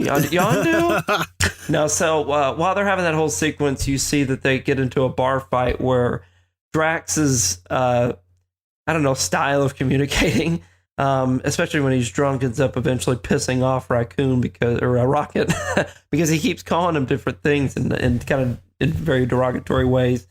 And this is kind of like definitely cementing the arc that we have to see with Rocket this whole time, is that he's always seen as like second or very low on the totem pole, always getting called different things, and like he doesn't understand the type of testing and stuff that you have to go through to become this incredibly intelligent, vermin that he keeps getting called. Well, I think it's also like with the gun. I think the gun is just kind of like symbolic of all of the major. I mean, I think hand to hand combat, he could probably like tear you up something. He's got the claws and he's quick. Kind of thing. There's a forest scene in the second one that he takes down like a whole group of people, and it's barely with guns initially. Right, it's pretty badass. But I think him having the BFG, this big fucking gun, is just kind of like it's kind of like an analogy for like being kind of insecure about your size, like you're like this little bitty dude. So the gun is like twice the size of him. Oh yeah, especially in the first scene when you see him, you see it kind of like collapse. I don't know what you call it, but it expands. Right, and it just builds, and it's huge. You can tell he has to make it smaller when he's walking around with it because it's taller than he is when he's walking around. Hell yeah. But just an interesting, cool character building scene. But unfortunately, Drax gets pretty pissed off here and kind of disinterested in the way that they're wanting to go about this, and he kind of leaves, which is pretty important here in a second. But they end up walking in and meeting Benicio del Toro. So he's kind of one of those actors that seems to have a pretty big following. But he's somebody that I only just now kind of recently started seeing and stuff. Maybe I'm just not watching the right stuff, but he shows up in The Last Jedi. I'm, of course, a massive Star Wars person, so I loved him in that. He's neat as DJ, or, DJ, I think Dude, he's his name he's in that fucking one. Sicario. He's in Sicario. Zohab, have you ever seen that? It's not that good. Yeah, it's I don't know. I might have rented it once. It's a nice bright movie. It's like a lot of waterfall, like tropical scenes, and it's a romance. You should see it. He's also great in The Usual Suspects. He says it in that movie every time that he makes his wife happy in Sicario. He goes, Sicario! Oh boy, you should watch it. No, but you killed me inside just then. We'll watch that movie one day, maybe. He shows up in this, and he's the collector, right? He's got a pretty freaky collection. Some more Marvel fan service. It seems like James Gunn is really prominent on doing that. But I guess Astro Dog is in this. I don't know what the whole story is behind that, but it seems like people make a big deal about that. Danny, did we go past the scene with Gamora and Star-Lord? I talked about it. I said they had their necessary romance scene that popped up in there every I'm sorry, I'm not listening. What a fucking dumbass. Jesus. But Footloose, like, come on. Oh, yeah. What does he keep saying? Kevin Bacon? Yeah. I think he says that later. He's your Kevin Bacon. Yeah, that comes in. That's I mean, that runs in through till fucking Infinity War as well. Yeah, I was just about to say that. Yeah, that's yeah. great. Well, Footloose still the greatest movie on the planet. It never was. It never was. Yeah, just fucking. I love how it's almost in a way like James Gunn set up that joke for a long time to be kind of really rectified by the Russo brothers in Infinity War by really closing it up by saying, "Is he still the greatest one?" And they're like, "It never was." It never was. Yeah.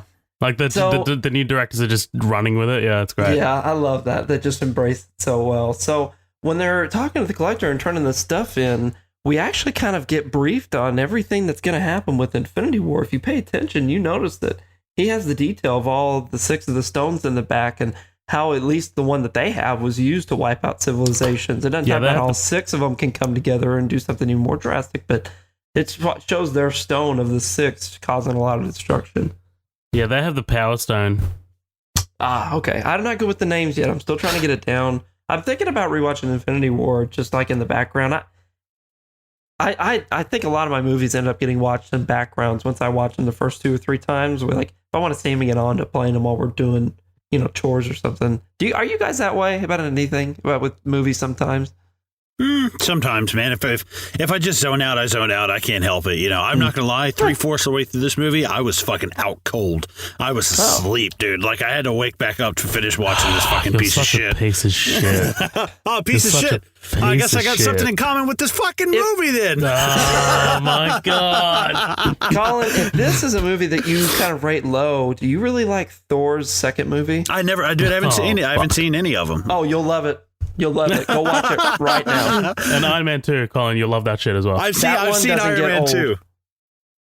So, before we get into this whole fucking shit show, Jesus Christ, this is like a LucasArts. What's the name of that company that does all the graphics for them? Industrial Light Magic. Industrial Light Magic. ILS, Industrial Light Magic. Yeah, this is them having a fucking heyday in this next. Yeah, this is them doing like a PowerPoint presentation. Yeah, so that's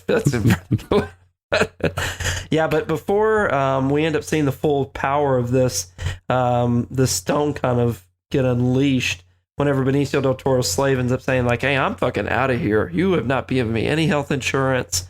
I've asked for days off. You don't honor that." She gets out of there by grabbing it and just pretty much disintegrates. I don't even get dental. Yeah, right. Yeah, she's like, "I have to go to the bathroom sometimes," and you're like, "Oh, think about it." But yeah, she ends up grabbing that stone, and we see that anybody that grabs it, which is important, who's just a normal person, just immediately disintegrates and creates this massive purple explosion.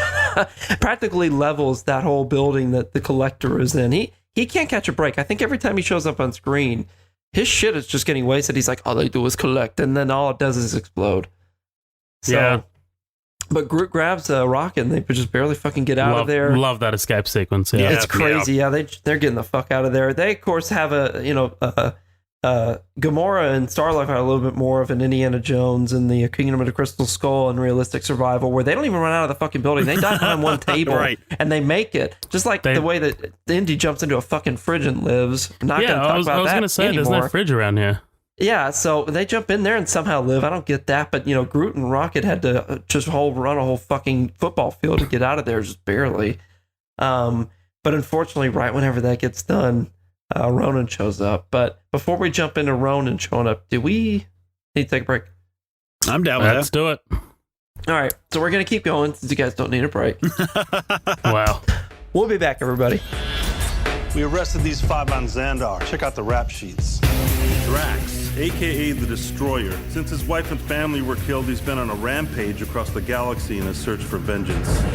Gamora, soldier, assassin, wanted on over a dozen counts of murder. Rocket, wanted on over 50 charges of vehicular theft and escape from lockup. What the hell? Groot has been traveling recently as Rocket's personal houseplant / muscle. Peter Jason Quill. He's also known as Star-Lord. Who calls him that? Himself, mostly. He's wanted largely on charges of minor assault, public intoxication, and fraud. Oh, I'm sorry. I didn't know how this machine worked.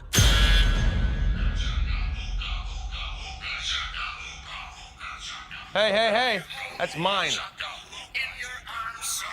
You son of a... Hey, take those headphones off right now!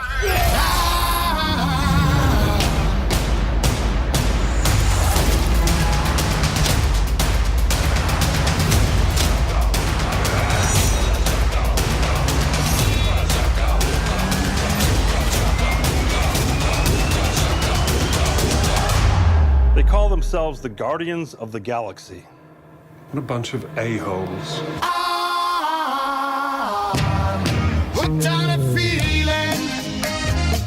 Hey guys, welcome back. We are freshly squeezed. You guys all knew I was going to say that. Matt suggested last episode that I think that would be on a I t-shirt. fucking heard it. Yeah, I heard you guys talking shit about me. I heard it all. I'm taking over this half because Danny's just shit. No, I'm kidding. I stumbled through the whole thing. You want my slide remarks anyway. You don't want me talking us through this. That's pretty much it. No, I'm kidding. No, we just decided to, because this movie is so. I love this movie. We were just like, honestly, let's just split it up. Like, let's see how we go. Whatever. Who gives a shit? But anyway, we are here. This is basically Ronan arriving to nowhere because Drax called him. Drax wants to have a showdown with him. And basically you get this like extended action sequence. It cuts back to Nebula chasing the orb. Nebula chasing the orb that's with Gamora. Quill and Gamora. Yeah, but it's with Gamora, right? Yeah, right. Yeah. Hey, so there's a reference to an episode you guys just did. I don't want us to sail over, but whenever they end up reconvening, rendezvousing once the building explodes and they're all outside, Raccoon, I fucking love Bradley Cooper. You said that in your purse the whole time. I love that. Yeah. But he also says purse. It's a knapsack. It's a knapsack. It's a hangover reference. I caught that too, dude. Yeah. It's a you guys purse. are talking about that. Yeah, that's exact. That was a reference to there. So I'll be in the corner if you need me. No, I was that's right. on the We'll podcast earlier, by the way. Hey, Colin, can you just shut that door just a little bit, please? And just but no, basically, it's cutting back between this space fight and then, there's this sort of really kind of intimate fight between Drax and Ronan, but Drax is getting his ass kicked. So Drax is trying to get some little bit of revenge for his family, but man, he's getting stomped. Like when we talked about that scaling, or I talked about scaling in a movie earlier, you can't help but size up a character as you watch it. This helps you understand where Ronan is in the pecking order of shit. Right, Because in terms of power level. When Drax is kicking some ass earlier, he's lethal. I mean, it's fucking brutal as fuck. It's a reason they use, a wrestler for that character, because his attacks have to come from somebody that looks like a goddamn house with legs. So, right? Yeah. So, man, he gets his ass just kicked silly in this.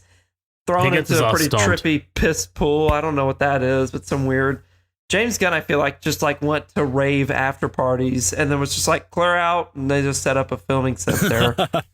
Oh, or he went to Nickelodeon and just got all of the slime. That's a good one. Yeah, it does kind of have a little bit of a Nickelodeon feel to it. Yeah, but anyway, dude, I love how Ronan's just like, I don't recall killing your family. Like it's, and I doubt I'm gonna recall killing you either. Yeah, that's like fuck Pace, that guy. Pace is awesome, man. He's got such a great screen presence. I really actually can't wait to see more of him in Captain Marvel.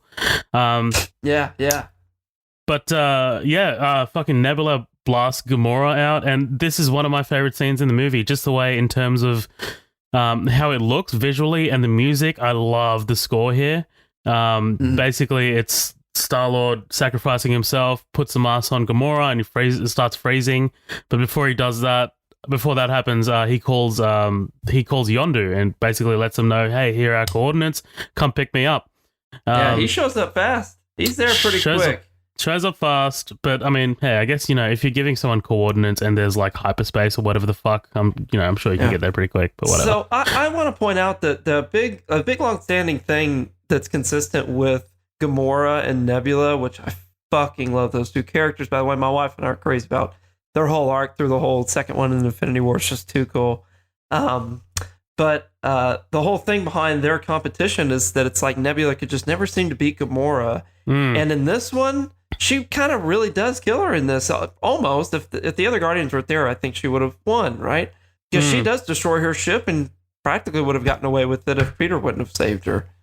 So I think that's I feel like that's really under, that's a big thing in all the movies, and they never talk about that. We didn't even really talk about Nebula as a sort of like, dude, physically, she looks awesome. Like, I love Karen the way Gillan, she looks. Is that her name, guys? Yeah. She was in the latest Jumanji. She's a great actress. She was in, that is her. It took us watching that again at home, and then me just look up credits or some shit to realize she's in Doctor Who. She's in what is it? She's in this horror movie called Oculus. It's pretty good. But yeah, she's a great actress, man. But like physically, the makeup on her looks fantastic. I love the robotic sort of android feel. And later, like when she's fixing her limbs, and the sound of her fixing her limbs is awesome. She's cool, man. Yeah. It's just snapping back into place, almost like it's almost like a subroutine that's it commencing it having to snap back into place once it falls out, and you just see her just snapping back together. It's creepy. I found something in myself, something incredibly heroic. Oh my god! He's just unrelenting. He's such a piece of shit, man. I fucking love him. He's such a scumbag sometimes. Groot and Rocket pick up Drax, and this is kind of like the downturn that starts the third act. Like, we gotta go rescue them. I love Groot's gasp. Yeah. He's like, what? Yeah, brutal though. Super brutal against him. He finally levels. It's the first time he's not Drax the Destroyer. He just feels like Drax saying, I was wrong. I should have waited. And then Raccoon's like, yeah, fucking should have. Wish you had listened. Yeah, like they totally pull like a Mia Wallace OD Pulp Fiction shit on Drax and like give him an adrenaline shot. Wow. Good reference. We never talked about that movie on here. I know Colin's going to want to do that. Get the book. What is it? Get the book? Go get the fucking shot. Yeah, go get the shot. What did I say? Book. Fuck me. Go get the shot. She's like, it's a little fucking black medical book. Well, I never saw it with you. I never saw that you had it. Well, I definitely have one. Well, if it's so important, why'd you leave it? I don't know. Stop bothering me. Where do I do it? Behind the breastplate. You bring the needle down in a stabbing motion. I got to stab her 3 times. No, you don't have to fucking stab her 3 times. All right, the next scene is I think Bruce Willis is still in the basement of the he's still getting pawn fucked. shop, right? He's still getting fucked up the arse by the gimp. That's something going on there. Yeah. But anyway, Ronan decides to go fucking ham and basically betray Thanos, which you can't do. Like, don't you fucking dare. There's one line here. There's one line here that I don't want to go by, but I think it might just be kind of like a throwaway line that Marvel are kind of like letting go. Korath, that's Jimon Honsu's character, says, I had to look that up, brother. Thanos is the most powerful being in the universe. And I'm just and that's known. That's known by these characters, correct? They're aware of that? Well, I know that he's not. Like, he's not the most powerful So being he's not in the universe. renowned as being the strongest, but we, I guess, know that. Yeah, well, maybe the characters think that. Yeah, you're right. But yeah, I just thought that was interesting because, like, I don't know if Marvel is setting him up to be the most powerful villain, but like, if you've got a character like Galactus out there, then yeah, I don't know. Right, But, I mean, think- Thanos is. I think that Thanos is just like the biggest fish in their pond. You know, it's Yeah, like they haven't yeah. really, like, Galactus is like an eater of like galaxies. Like, he's like a colossal like entity. It hasn't really been done quite well yet, except for the fucking Fantastic Four, the second one. Which I didn't even really mind that movie. I don't hate it. I really don't. But I'd love to see Galactus be like the next big bad after Thanos. It just kind of makes sense, you know? Oh yeah, and that would help them introduce Fantastic Four into the MCU, right? Right. That's on the agenda now that Fox has, I think, let them do that with Spider-Man, Fantastic Four, and X-Men. I hope For so. some Yeah. reason they don't refer to Scarlet Witch's friend, the her like brother in whatever Age of Ultron as Quicksilver or whatever, right? They have to Yeah. call him something else. Well, yeah, and Magneto is actually their father, but Right. Yeah, let that yeah. go. They don't even bring that up. It's like, who's your dad? And they're like, we don't. Our lawyers say we don't remember. yeah. By the way, fucking Elizabeth Olsen accents it's just completely gone by the time Infinity War rolls around. But anyway, that's fucking whatever. Yeah, Black Widow's Russian accent leaves too. Yeah. Anyway, so where are we at in the movie? Are they talking about their plan? Yeah, if you kill him, I'll help you destroy 1,000 planets. Like, fucking love it. Oh man. So when we were watching this earlier this week, it's just kind of a recap. My wife and I was like, dude, Nebula just like her ovaries just collapsed for him right whenever she's like, I will destroy everything for you. She's fucking awesome, dude. I love her. But anyway, Yondu's having a go at Quill. These boys wanted to eat you. I love his reaction. Every time. Every time. That's not what normal people do. I feel like you should be grateful. Yeah, right. Oh boy, they ain't never tasted Terran before. I fucking love. Yeah, I fucking love Yondu, man. Like, he's even his design in the second one with the mohawk as well. It's fucking badass, man. Yes, he is fucking cool in this. Oh man. Yeah, but Colin, you don't know what you're missing. Moving along. Yeah, Colin. But that gets interrupted by fucking Rocket and Drax and Groot. I love the shot, the wide shot of just the scale of the ships. Yeah. Oh, hey, Peter. Yeah, hey, Peter. We're gonna fuck you up. Hey, no, it's okay. All Yeah. right, cool. Yeah, the shot was non-damaging, blah blah. And basically, they come aboard. I have part of a plan. Yeah, about 12%. Yeah, he's like about 19% or something like that. 12%. 12%, same percent that Tony was going to give Pepper in of the new Stark building, by the way. Damn. With some trivia I read. She goes, oh, what about the building? He's like, you'll have 12%. She's like, 12%, and then they leave on... Yeah. I think that's Avengers. Or the second one, some shit. One of the Captain Americas. I think it was the first Too one. many Marvel movies. Why are they How dare coming you? out with these Okay, there are not movies? enough They're Marvel terrible. movies. But I know. anyway, I'm in love with them more than you. Moving along. they bicker and banter. I mean, like, this is Guardians, right? Like the bickering and bantering between the team, man. Yeah, Like that. The That's what, dysfunctional family. There's no way they're supposed to get along easily. Absolutely. But Quill gets them together. Quill, he talks about how, we have to give a shit for once. We can't run away. This is where we have to band together. Yeah. Love the whole speech that he ends up giving. Just the way Bradley Cooper goes. Yeah, I'm standing up too. Yeah, we're all standing up. Jackasses standing in a circle. Yeah. And you know what? He's not wrong. This happens a lot in fucking movies, and I'm so glad someone called called it out. But we got Cherry to Bomb. Me, it's very close to a lot of Deadpool. almost fourth wall breaking things where they recognize there's a lot of tropes they're jumping through just to be a superhero movie. Now I'm standing up too now. You happy? Jesus. Yeah, for sure. I love this montage though.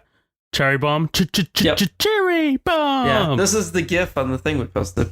Yeah, this is awesome, dude. This is basically kind of like the obligatory loadout sequence, but and starting a plan, like all that shit. Yeah. They call John C. Reilly. I love his just disfigured caller ID photo for Peter Quill. Whenever he calls John C. Reilly to tell him that they're going to that planet. I love seeing the figures on what's his name's armchair, on Yondu's armchair. The blue one was in that guy. Boobily. It was in his shop, and he got it from that. It pops up in the second one, too, whenever Yondu's whole arc is kind of realized. That's cool. I dig it. Fucking Marvel, man. They just know what they're doing. Isn't this also the part where Raccoon's like, I need that guy's eye? And doesn't that come back in Infinity War? Yeah, this is when they're like, no. Yeah, and it's not... So the eye that they end up having a lot that has relevance in Infinity War, Colin, is actually a really cool, really badass connectivity thing between Guardians of the Galaxy 2 and Infinity War, because there is a moment in the second one where they do this like kind of like a heist sequence trying to get stuff, and Groot comes back with several items trying to help them escape, and it's not going well. And of the things he brings back, one of them is an eye, and they are really just, they're so like in the movie you think it's a throwaway. They're so speechless that he came back with a human eye that they're like, we're really not going to talk about this. We're the thumb too, and they save it, right? Actually, and then they never Danny, talk I don't about think it's it an again. eye. Danny, I don't think it's an eye. I think it's a toe.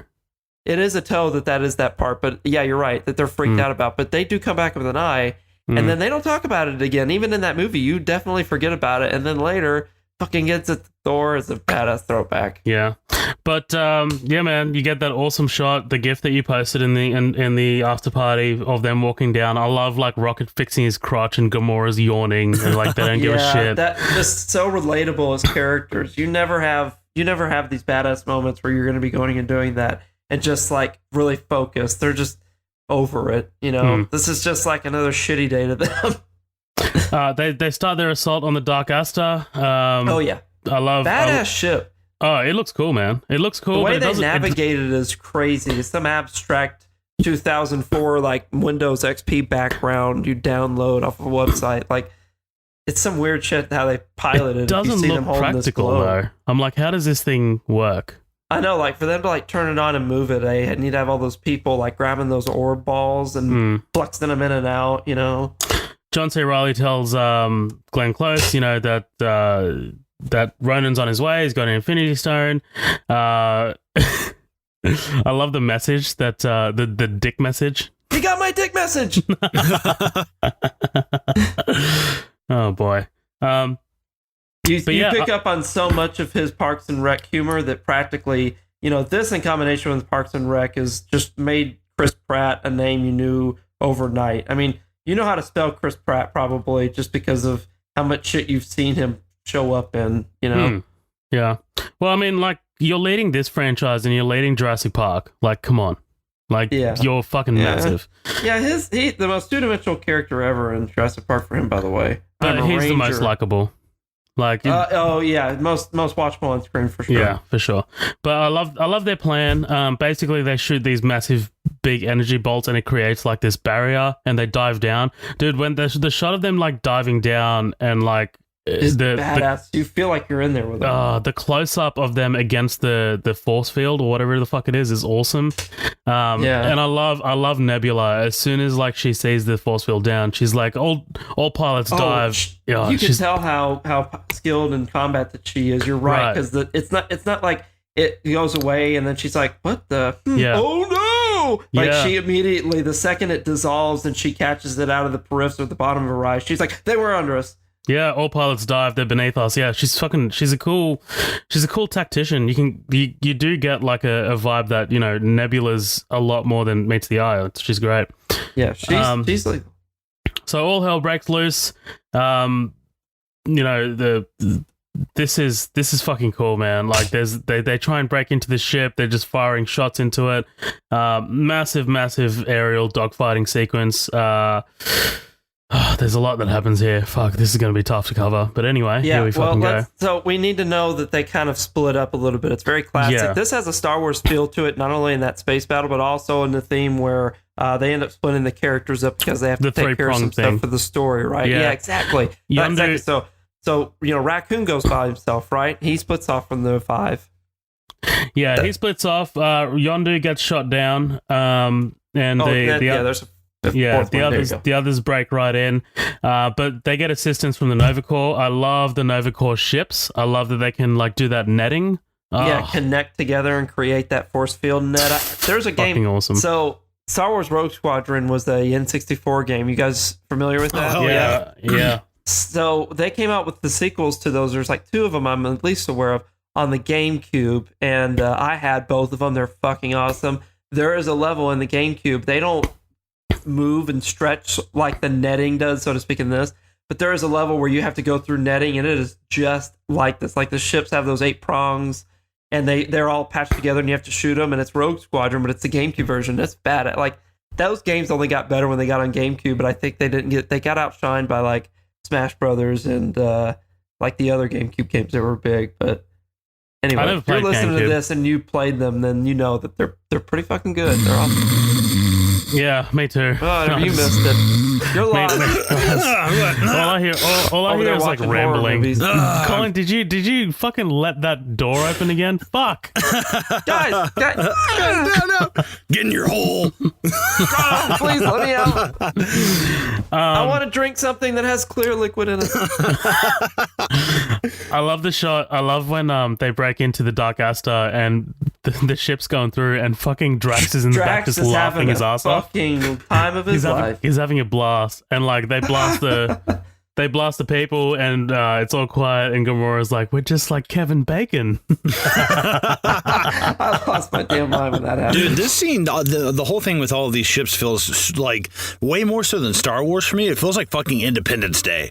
I honestly, it feels so much more like Independence Day to me, which is fine. I fucking love that movie, man. I really do. I think it's kind of underrated and what's your ship on a burn? Yeah, right. Independence Day. It's good, man. I like it. But that's what this aerial dogfight reminds you of. Welcome to Earth. Earth. Welcome to EARFF. Earth. He says that. You know what? In that era of his career, didn't have a TH. It was an F. Welcome to Earth. Yeah. No. Watch the trailer for After Earth, the one he did with M. Night Shyamalan, and he says Earth. So, yeah. Wait, are you saying it with a TH or with an F? So I'm saying it with a TH. It's hard to tell. So is it weird that celebrities almost influence culture to the degree where they end up affecting English? Because I feel like I might have said Earth before with an F and been like, whatever. Will Smith said it. Fuck that. I speak American, goddammit. So whenever they show up, after they show up in that ship, it goes down to Yondu on the ground, right? No, well, actually, before we get Yondu, I love Groot illuminating the darkness of this place. Yeah, that's fucking awesome, dude. I love that. In this massive frenzy and firefight, we get this really beautiful moment. Yeah, and then Drax ends up kind of leveling with all of them because he's a little hard to read sometimes. They wanted to make it clear. He goes, you know what, you guys are where I need to be right now. You guys are who I need to be with. It's great. Nebula shows up. Drax fucking blasts her. yeah. That's fucking just great. Immediately fucking levels her out. I love that. She's mid monologue. That's Colin earlier said he loved the Joss Whedon timing. That's very prevalent in James Gunn stuff too. I don't know who you'd want to call which, but that to me is definitely that style of quick. Just hey, I'm here. Yeah. Then we get Yondu down on the ground. Dude, this feels so Western to me, man. It just seems like a Western moment. He just opens his coat and it's kind of like a low shot, and he just whistles, man, and you just see that arrow just whiz through all of him. It whizzes through that starship as well. Fuck. Yeah, when you got an inkling of his power earlier, you were like, man, he needs to fuck some people up. So when this scene popped up, everyone's leaning forward in their seat. When I saw this in theaters, I was like, dude, Yondu is a fucking badass. Yeah, Colin, you probably won't watch Guardians 2, but seriously, Google the scene where they break out of Dude, it's so cool. the confines, because seriously, you see that arrow in action so much better. It's like 4 times as long, and it's crazy how he's doing it. It's pretty neat. It's awesome, man. Nebula fixes herself up. She gets in a fight with Gamora. What is Nebula, by the way? Can I ask? So she's Thanos' daughter, right, adoptive, whatever. But genetically, what race is she? Was Zohib?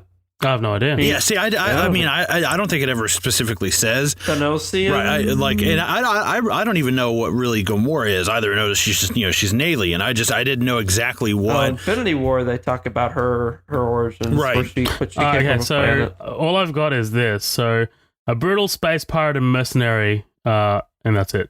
Ooh, that's a badass title. Can I change my career to, what was that one more time? A brutal space pirate and mercenary? Dude, that has a nice ring to it. Yeah, sure, but you won't be able to breathe. I want my anyway. LinkedIn profile to have that as a current job title. But anyway, Ronan orders the ships to start kamikazing themselves. I never got this. Fucking nuts. This is the extremist that scientist that museum collector guy that had the really long eyebrows was scared of, because he just tells his people, go dive into that shit and die, and they're like, you got it, boss. Yeah, but I never got this. So when Rocket and them start firing up at the ships, the debris is going to hit the ground anyway. Yeah, hard to stop.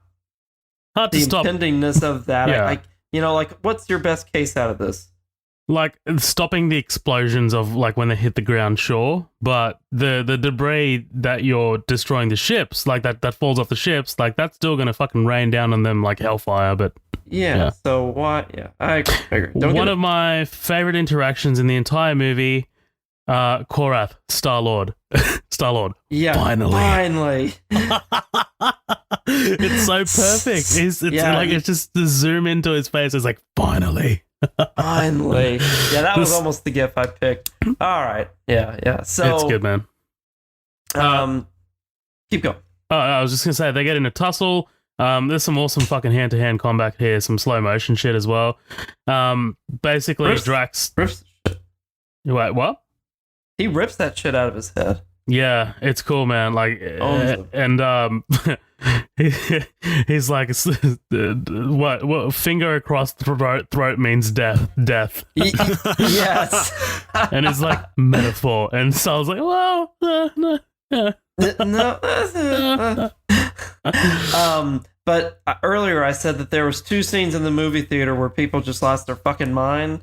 The first one was I don't remember anymore, but the second one was whenever these last of the henchmen come down the hall and you see the extent of how fucking powerful Groot is. When he grabs those people and slams them back and forth, it's like the way that Loki is slammed back and forth by Hulk and Avengers. It is hysterical to watch, isn't it? It's awesome, dude. But you know what does it for me? When Star-Lord looks at Drax and Drax just nods. He's just like, yeah. He's like, I get this. I understand. This is my kind of guy. I like this guy. I love how they all get along, man. It's so fucking cool. There could be a sitcom over that, and I'd be like, this is so lame, but I love it. Yeah, no, it's fantastic, man. The Nova Corps shield comes down, and the Dark Aster breaks through. Daenerys Saul is dead. It's a cool moment, man. The visual of the ship breaking through the net is fucking wicked. Oh, scary. Yeah, you're thinking Jesus, they might not get away with that. Yeah, I was seriously considering how it was going to end in a way at this point, thinking how are they going to get out of stopping that ship? You're right. You didn't predict it was going to end in a big ass dance off. We'll get to that. Gamora kicks Nebula off the ship, and I badass fight scene. I love it. I love it, man. Nebula's just so gung ho about fucking hating Gamora. He's crazy. I know you're both crazy, and she dislocates her hand and just jumps on the Ravager ships and takes off, and that's when you see her last. She doesn't show up again. Yeah, man. They fire one of those massive bolts at Ronan, and he survives. Yeah. Yeah. Bummer. Cool shot. I love the music, like peaking up and like when he fires a shot in slow motion and shit. It's cool. It's cool shit. Yeah. Yeah. But yeah, man, still alive. He's still fucking shit up. He grabs fucking Drax by the throat. I was mistaken. I do remember your family. Fucking awesome, dude. Man, brutal. He doesn't fuck around. Yeah, Rocket just basically. I love how like perplexed they look when he gets back up. They're just like, fuck, what now? Like, these are the people that are the king of improv, queens of improv, and when he gets back up, when they look at each other, it's serious concern. Yeah, definitely, man. Like it's, but I would have been disappointed in the cinema if that's how he died. Like I was like, oh, really? Oh God, yeah. That would have been real fucked up. What the fuck? What the fuck? Yeah. But no. But they got one more chance to try and take him down when Rocket shows up and just plows him down with a fucking ship, right? Love this shit. Guess what? Still not dead. Yeah. Still moving around. I mean, you're raising your bar even higher earlier when you Dude's got a fucking heartbeat. But anyway, this leads into my all-time favorite moment in either of these two movies. Oh my God, dude. Seriously, the way the music like goes up and Groot just like reaches out and creates that ball. You're not gonna make this. You'll die. We are Groot. Mm-hmm. Come on, Colin. You must have got something there. You must have moved a little bit. No, you piece of shit. No, I mean well, because part of me knew like I wasn't as emotionally invested because A, I knew that Groot didn't die. And then B, like, if it's, you know, like... He doesn't die. No, it's like, I know he doesn't die. Like, I knew that it wasn't going to be... No, that's what I'm surprised about. Well, like, because I had seen him in Infinity War, and I knew he was, and it's, I've seen like the first like 5 minutes of Guardians of the Galaxy 2. I've seen that, and he's the, you know, like, I fell asleep. Yeah. When he's, you know, little baby Groot's fucking dancing around and shit, and, you know, and in Infinity War is like a teenager. I was like, oh, okay, cool. So obviously something's happened in Guardians of the Galaxy. So I kind of saw this coming, and I knew he was going to be okay. But like, if Groot had just died and you know, an actual for once and for fucking ever comic book death that stays dead, I would have been upset. I would have been like, man, that fucking sucks. Like, Groot's like, I don't want to say he reminds me of like an animal, but he reminds me of like an extremely loyal pet, but at the same time, like, he reminds me of my dog in a way, because like my dog's just so happy and just like, hey, what's up? What's going on? Like, but dude, the second somebody he sounds like Mark Wahlberg. Yeah. Hey, what's going on, you guys? Hey, I'm just never the bad guy in the room. I'm a fucking dog. I fucking smell my own ass. Okay. Fuck off. But like Groot reminds me of my dog in a way, because it's like, as sweet and as nice as my dog can be, if you were to come up and start fucking with me, he would just fucking bite you in the face. Like, there is no problem turning on you in a heartbeat. And I love that. I think that's cool as shit. What's your dog's name? Tom. Missed opportunity there, Colin. What? Sorry, I didn't fucking name him. We are Tom. We are Tom.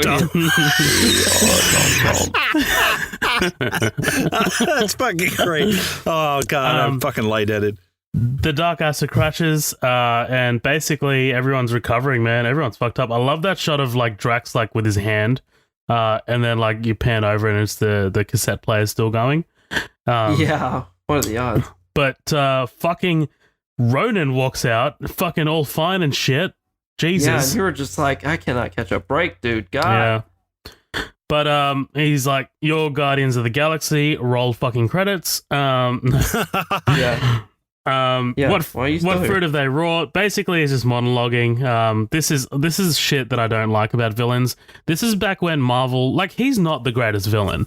This is back when Marvel was still having a bit of an issue with their villains. Lately, they've really improved. You know, with obviously Thanos and Killmonger even, and Loki's fucking awesome. But Ronan's a bit, he's a little two-dimensional sometimes. And this is one example. Like, he's just kind of like spouting religious shit. But yeah, basically he gets distracted because he looks to the left and old Chris Pratt, Star-Lord Peter Quill over here is doing some kind of breakdown. Yeah. So if we gave you multiple choice, things are gonna get easier. we didn't talk about it a lot. There's just one way to summarize the soundtrack that's just fucking awesome. The thing I was gonna say was if I gave you multiple choice on how you thought the movie was gonna end, this one wouldn't have shown up in there. No. Like if it was 4 very logical, cool things, and the last thing on there was something along the lines of, I don't know. Anyway, I'm getting lost in thought. I'm trying to explain this. You know, but it fits. It fucking fits. Like, it doesn't, like, to me, it doesn't stick out like a sore thumb. This is the humor of the movie. Like, Colin, what did you think watching this for the first time?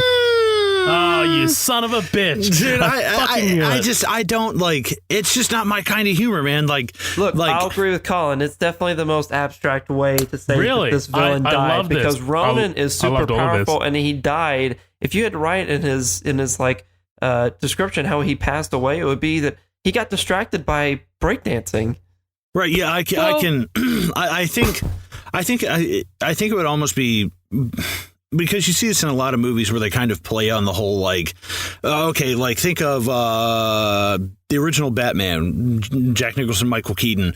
You know, Batman sneaking up on the Joker, and that's when Kim Basinger is like, oh, I love a man in purple, blah, blah. And they do it with, like, flattery. We've seen that scene so many times. So I do kind of like the fact that they play on it a little bit, and he's just kind of like, he's almost just like, you know, like doing this weird little, almost like Party of One dance off that the other guy's just like, what the fuck are you doing? Like, and it's I love that reaction. What are you doing? It's so odd. I can see it like catching, because this guy takes himself like so fucking serious. Like this would be like being in front of a suicide bomber who's about to detonate his vest, and you're just like don't be so quick to walk away, come on and dance with me. And the guy's like, what the fuck are you talking about? Like that, like, did you just try and do an Arab accent? I know I'm terrible. Oh, I'm sorry. Oh, sorry. I was laughing and didn't catch that accent, but I just love the modern adaptation of this instead of it being a 70s song. It's somebody running in there and then panning over and just seeing somebody just scoot like. Right. Boom, ticka, boom, ticka, boom. You look to the left and Colin's like, Mamma mia, Mamma mia, Mamma mia, let me go. Right, just something like that. Like I think it's fine. I think it goes on a little bit too long. I think if it had been something like a little bit quicker of him doing like maybe montages of like, you know, he does like the moonwalk and he does like the MC Hammer thing, or he does like some like typical, like some like iconic dance stuff that the guys like, as you know, just people of Earth, we know it. We're like, oh shit, that's fucking hilarious. Like, because to us that makes so much sense, but to this guy, he doesn't know what the fuck he's talking about. Like, this guy has no rhythm whatsoever. So like, it fucking terrifies him. I loved every second of this when I first saw it, man. Like, I was in the cinema. I had my fucking, like, I was smiling, man. Like, at first I was a bit taken aback because I didn't know that he was distracting him. It didn't occur to me. I honestly thought it was just... I guess it's that dumb of a thing that it works that well, right? In a way, exactly. Just the first time. So fucking stupid. But you know what it says? It also says like, it says a lot about the character of Star-Lord, like being able to kind of improvise like this, and the characters kind of working together. Like in the time that like he's able to distract him, like Drax is able to pick up that cannon and fucking fire a massive like shot into that that staff and like dislodge the Power Stone. And this time it works, right? Because instead of hitting him, they dislodge that Power Stone from what I've been calling like a Warhammer. Yeah, it is a Warhammer. Have you guys ever seen Gone in 60 Seconds with Nicolas Cage? Yes, I have. I've been gone in 60 seconds. I haven't seen Gone in 60 seconds. You have? There you go. You say you have or you haven't? Haven't. Oh, okay. Well, there's a fucking hilarious scene where, you know, they're trying to break into the police like compound or the impound and like steal these cars, and the guy turns around to look at the cameras, and the guy just pulls out a little Barbie, and he's like, "Hey, look, na na na na na na na na." He's fucking making it dance in front of the dude, and the guy just stares at him like, "What?" Like, because you don't even it doesn't need to make sense. I think it's winning me over a little bit because it's like it's something that like imagine being in the middle of like a heated gun bomb battle, and this guy's just like, how much wood could a woodchuck avoid? And you're like, what the fuck are you talking about? Like, it would fucking throw you out of it. Relevant? Right? Yeah, right. It's like so non-logical in your head that I think in the moment it's gonna fuck you up so hard. Like, so I guess it does kind of make sense, and it does. But it goes on just a little long for me. But it is funny. It does make sense, and I like it a little bit more now that we've talked about it. But at the same time, it's not my favorite part of the movie. Not mine either. But a great unique way to solidify how quirky the Guardians of the Galaxy can still manage to do, the same level of work that the other people that come together with them in the Avengers can do. All things considered, Yeah, but it's a cool shot, man, when they destroy the hammer, and like it's like a slow motion shot, and like you see Ronan just kind of looking at it as it fucking blows up in his hand. Quill dives for the stone. I love that shot of them both reaching out for it, and like the camera kind of like twirls around. Dude, it shows Ronan's face. The makeup and costume in this movie is fucking amazing. I was gonna say his face is crazy. He is fucking terrifying looking. Like when it's slow mode and it just shows him just like he's got the black teeth. Yeah, I was like, holy fuck, man! Like Ivan News from Power Rangers is looking fucking rough these days, man. Yeah. Yeah, poor Oscar Isaac sitting over there as like Apocalypse, and he's just like, "Why didn't I get that?" I want to have a costume I'd like to wear. But Quill grabs the stone, and all hell breaks loose. Basically, he can't handle the power.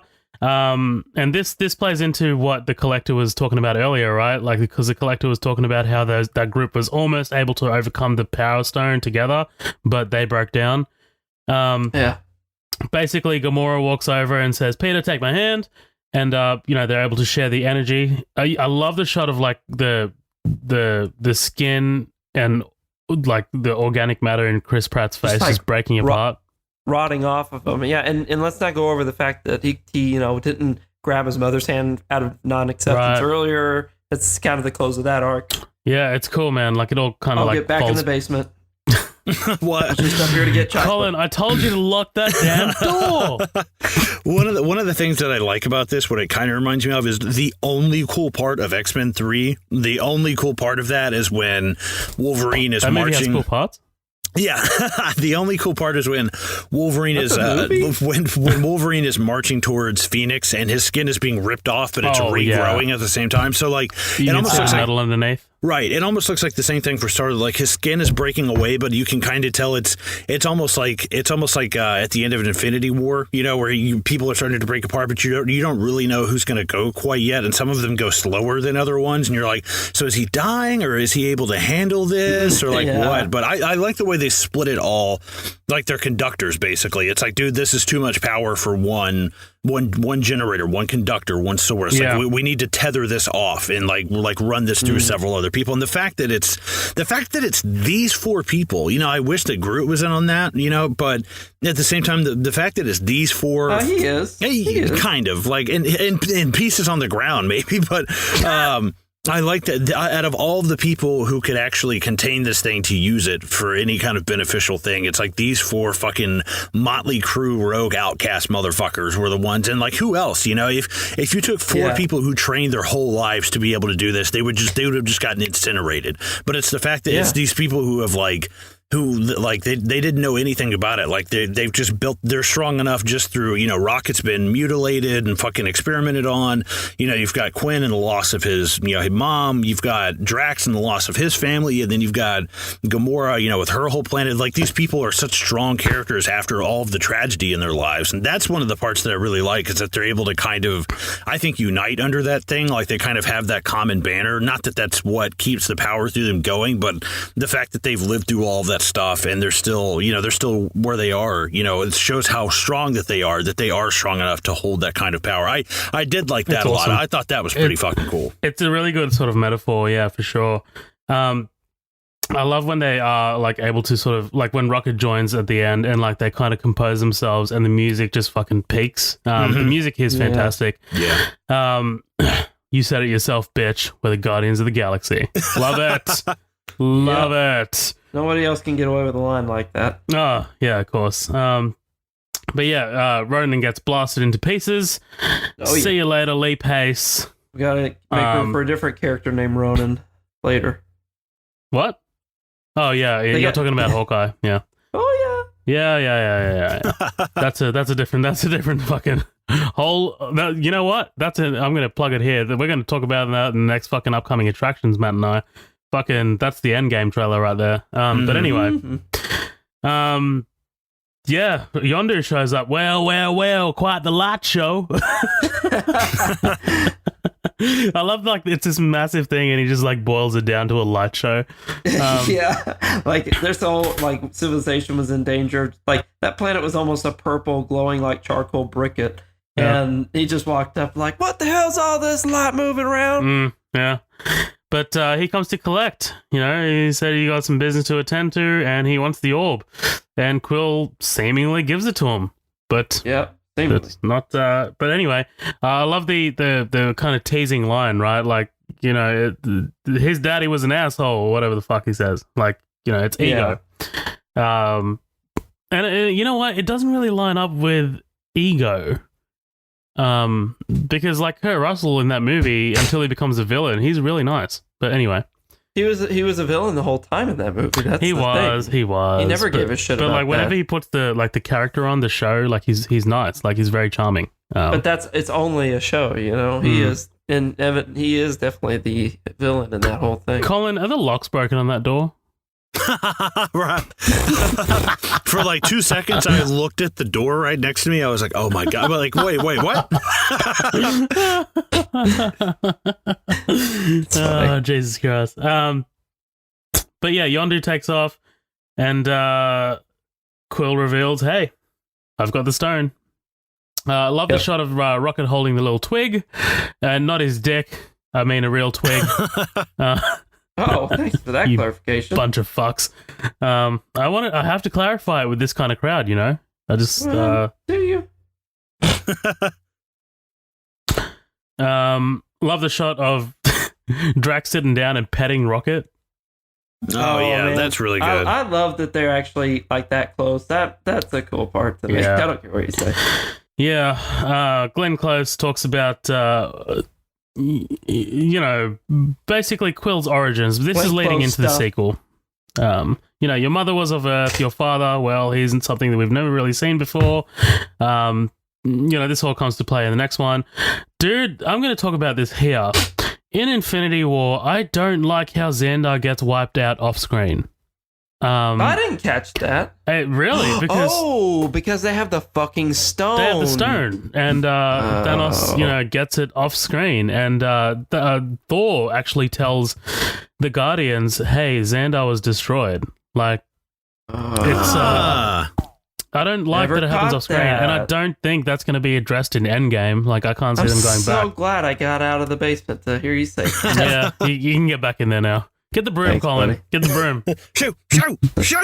I chewed off the ends of it. It's just a stick now. It's just down to a nub. You go down, get down there, boy. Get down there. Oh, Jesus Christ. You were gonna make fun of my fucking Arab impression and then try a Southern accent, you stupid fuck. Get out of here. Fuck you. Maybe I should leave the Southern accents to the actual Southerners. Yeah, you know what? Yeah. It's an episode of mini first. Well, we're gonna try our Australian accent at some point. Don't you fucking dare. And then you're gonna Don't be like, dare. "Oh yeah, good try." Huh? Oh, Jesus Christ. What was that slack jawed attempt? I didn't try one right then. Was that an impression you thought you heard? I thought maybe, I don't know, maybe it was the phone call. I don't know. The counselor said we can't argue about this on air anymore. All right. All right. Anyway, Let's just keep it together. Basically, John C. They have a conversation with John C. Reilly. It's not that important. It's pretty funny, actually. What if someone did something irksome and I decided to remove his spine? Well, that's murder. Illegal. It's pretty much the worst thing anybody can do. Yeah. Still illegal. Still illegal. But Quill says that he's going to look after him and keep an eye on him. Yeah. Love He it. won't destroy it still. Yeah, everything's kind of tying up now. And Quill opens his present that his mother gave to him all those years ago. And it's sweet, man. It's a tape. It's volume 2.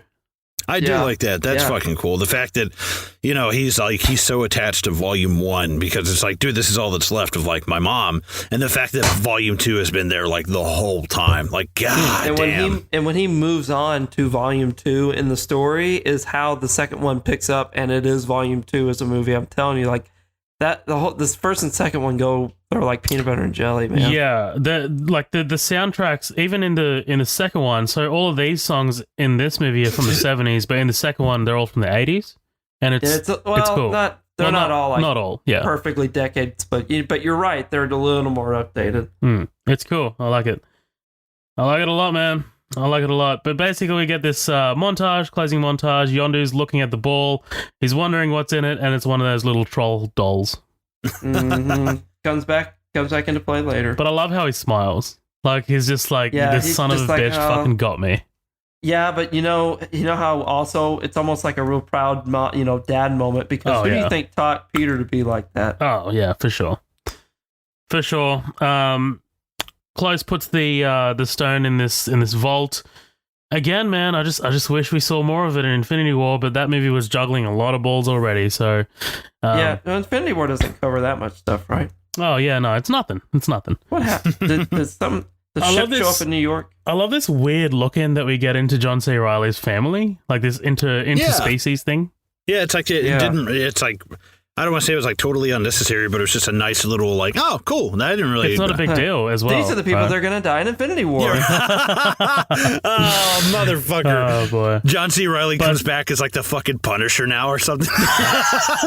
That'd be cool. You killed my family, and I'm pretty pissed off. Hey, I heard Netflix canceled John Bernthal's Punisher. Here I am. Oh, God. That's funny. They're all moving. Anyway, moving along. Anyway, so we get this final scene of them in the cockpit. Rocket's holding a baby Groot. Gamora said, "We'll follow your lead, Star-Lord." And, what shall we do? Something good, something bad, maybe a little bit of both, and a little bit of both. And they take off fucking, what's playing again? Fucking Jackson 5, right? No. Yep. ABC. Yeah. Easiest 1, 2. Yep. Guardians of the Galaxy will return, and this movie doesn't have the traditional post-credits sequence. It does have a post-credit sequence that I will mention, but you get this baby dancing Groot that is fucking adorable. Yeah. James Gunn. This is James Gunn. Yeah, this is James Gunn doing the actual mocap work. It's pretty funny. And that's Guardians of the Galaxy, man. Besides the end credit sequence here, it's fucking Howard the Duck, voiced by Seth Green. Yeah. Which is wild. But yeah, pretty cool, man. Great fucking movie. Great pick, Danny. Yeah. Thanks. Yeah. At least two of us agree. Yeah. No, I'm just kidding. I'm just surprised that there's other Marvel movies that maybe that you like more than maybe this one, because I think that this one has a lot of detail and a lot of fan service, and they weren't afraid to be really just fucking out there sometimes and really sell it, which I guess was me kind of starting on final thoughts on this. But we have some people that talk to us on socials I think we should bring up too, right? Yeah, Danny, if you want to read the Facebook ones, I'll bring up the Instagram ones after. Yeah, so as a joke earlier, I asked if you were stuck having to say 3 words as a phrase the rest of your life the way Groot was, what would it be? I asked somebody at work and they said, "Bring more beer." I think that's funny. Like all the situations in Guardians of the Galaxy where he says, "I am Groot," you got to think that he would be saying like, "Bring more beer," But somebody, Benjamin Bro, I'm not sure if I'm saying his last name right, said, "Mulder, it's me, a big X-Men or X-Men. X-Files." Big X-Men fan there. Oh, Benjamin Prue. Yeah, Benjamin Prue. Yeah, thank you. And then Michael Claudio said, "Ones that gets used to work at lot is not today, Satan." I love the fuck out of that. That's pretty fucking good. That's the pick. I love that one. But just in terms of the movie in general, Patrick didn't have much to say. I think his word count in this post is in the 600s. Yeah, he had a short but sweet answer, didn't he? Yeah, it was he said, "Just seems like perfect casting. Hindsight obviously comes into play, but man, this cast is electric as a ragtag band of random ass characters coming together to fight some galactic bad guys." It's just a very good summary of such an outrageous addition to the Marvel Cinematic, movies. But he touched on all of his favorites, and his characters. He brought a lot of things I think that we even brought up too. Things like the deadpan delivery that Drax has, and the way that just Vin Diesel works so perfectly as Groot, and also Chris Pratt's connection to Parks and Rec. So thanks as always, Patrick. But Instagram. Do you have Instagram stuff, Drew? Not really. I mean, like it's just like bullshit. Yeah, I think we got like a thumbs up on one of them. I was like, yeah, we got like one of those fucking finger loops. And my cousin Azar says Eagle snatches kid in brackets. I don't know what that means. This just in, I have no idea what the fuck that means. I don't get what that means. I honestly liked it just because I was like, what the fuck is this guy talking about? As if you're listening, man, I mean, I haven't seen you in ages, but I don't know. You got to lay off the fucking peyote. I don't know what you're... Cool. Hey, do you guys know the budget and the making of that? Was it $170 million budget? Okay. But this is your guys' game. I'm just here watching in the basement. I let you out. I didn't let him out. You know how sometimes you shut a door, but you get down low, you can feel the air conditioning coming from just letting that warm me up and cool me out. Lovely. Okay, so what did it gross? I'm gonna guess close to $1 billion. Maybe worldwide. Maybe 800. Wow, not bad. It was 774 million. Oh fuck! Close. No, that's really good. Like, your assessment of that is actually very interesting, because it's almost like you just stuck your finger in the air and you felt like the box office money running through your fingers, and you were like, that feels like about 800 million. Yeah, you know what? It's because it's like this movie, like it wasn't. I mean, I remember reading articles, and I remember, because this is very like relatively recent in terms of the movie we cover, like the movies we cover. So I definitely remember reading the articles, and I definitely remember it doing well, and I remember being happy for it, because like I wanted this movie to succeed. So, but yeah, man, that's fucking Guardians. Do you guys have anything else to say before we plug our socials one more time and then get out of here? Love this movie, top 10 all time. Love it. Colin, you're gonna tell me how much you hate this fucking film again? It's just, I'm just kind of indifferent, man. It's not even that, like, it's not even bad enough to hate, to sit there and say that this is a bad movie. Like, it's not like, dude, this movie's so bad, this is unwatchable, dude. Like, fuck you. It's a fucking decent movie, man. It's just not, I'm a vegetarian and you're offering me steak. I'm like, man, this is just not my bag. It's okay. Like, I do think it's got some funny parts, and the action, it's got good action, and, we've got a plot, and we've got some other, some kind of crazy characters that get mixed up together, and it's okay, but it's just, it's not going to be my go-to to watch for anything Marvel anytime soon. Maybe I'll, if I like the second one enough, maybe I'll, because now that I've watched the first one, I'm like, well, fuck it, I need to go ahead and watch the rest of the Marvel movies just because I haven't seen them yet. So if I like it enough, maybe I might end up picking them up, if I ever see them in like a $5 bin one day or something. But other than that, it's just, I mean, I'd still give it, like a 7.5 at 8, or 7.5, or like at 8. It's not my kind of thing, but it's a good fucking movie. It's important to be able to distinguish like what your personal tastes are and look at something objectively. And like, I didn't let. No, it's not. That makes no sense. I tried not to let like you guys' opinions affect me, or I didn't read anything about it. I'd never seen anything about it before. So when I watched it, I was like, I feel like I have a good objective view of this, and I haven't let a lot of stuff influence my opinion. And it's a solid movie, just not for me. Still, though, if you like these kind of movies, though, check it out. I'm sure you'll like it. Wow. He doesn't, Danny, he doesn't let our opinions affect him. Wow. No worries.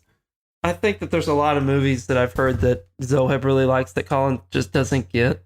And maybe this is one of those, but it's okay. Because you aren't invited to the next one you don't like. Yeah, I'm sending out like tentative invites. No, actually, you know what? He is, because the next one he has to watch. Like, the next one he has to watch. Oh, God, yeah. I'm sure I'll like that more than this, though. Maybe. Yeah, man, this is a great fucking movie. You know where I stand with Marvel. I love Marvel. To me, have never made an outright bad movie. Like we talked about Thor: The Dark World, we talked about Iron Man 2, but they're not bad movies. They're just not great or good. You're talking about in the new cinematic universe. We're not talking like early 2000s Marvel, right? No. I'm talking about MCU. No. I'm Okay. talking MCU. Just making sure. I was like, No. We need to make that distinguished. Okay. That. Yeah. MCU. There's never been a bad movie in my opinion. There's been not good, not great ones, Subpar. but not bad. And this is absolutely one of my top 5 MCU movies. Might even crack the top 3. It's getting really, really hard to do that now because Marvel are just amping up their fucking game these days. So, yeah, man, this is a great movie. A great movie directed by a great director at the top of his fucking game. Really, really well written, really witty comedy, really great, well directed action sequences. The cast is superbly cast, man. Like seriously, Great chemistry. Yeah, that's so important. Great chemistry. They play off each other so well. Chris Pratt owns this fucking movie, man. Like that dude is fucking awesome. I will watch him do anything. Like, you know what I mean? Like he's just so watchable. I'll watch him watch a microwave warm up without a shirt. But oh man. But yeah, man, great fucking film. Really, really love this movie. I would give this a 9. What about you guys? 9. Yeah, 7.5, 8. I'll stay by it. Yeah, that's all right. That's fine. All right, guys. Well, that's it. We're going to plug our socials one more time. You can find us, Midnight Double Feature, on Facebook. Facebook. I'm gonna be your hype man for this, just in the background. Right. So, Facebook page, the main page is Midnight Double Feature. Like and follow. What? And then we have another page, a second page called the After Party. After partying. That's basically where we post our memes and our news and all that shit. Basically, just have Funny a good shit laugh. that's not official. Yeah, that's true. Then we got it over to Instagram. Instagram's getting a lot of love. That's at Midnight Double Feature. Mostly pictures, but some text.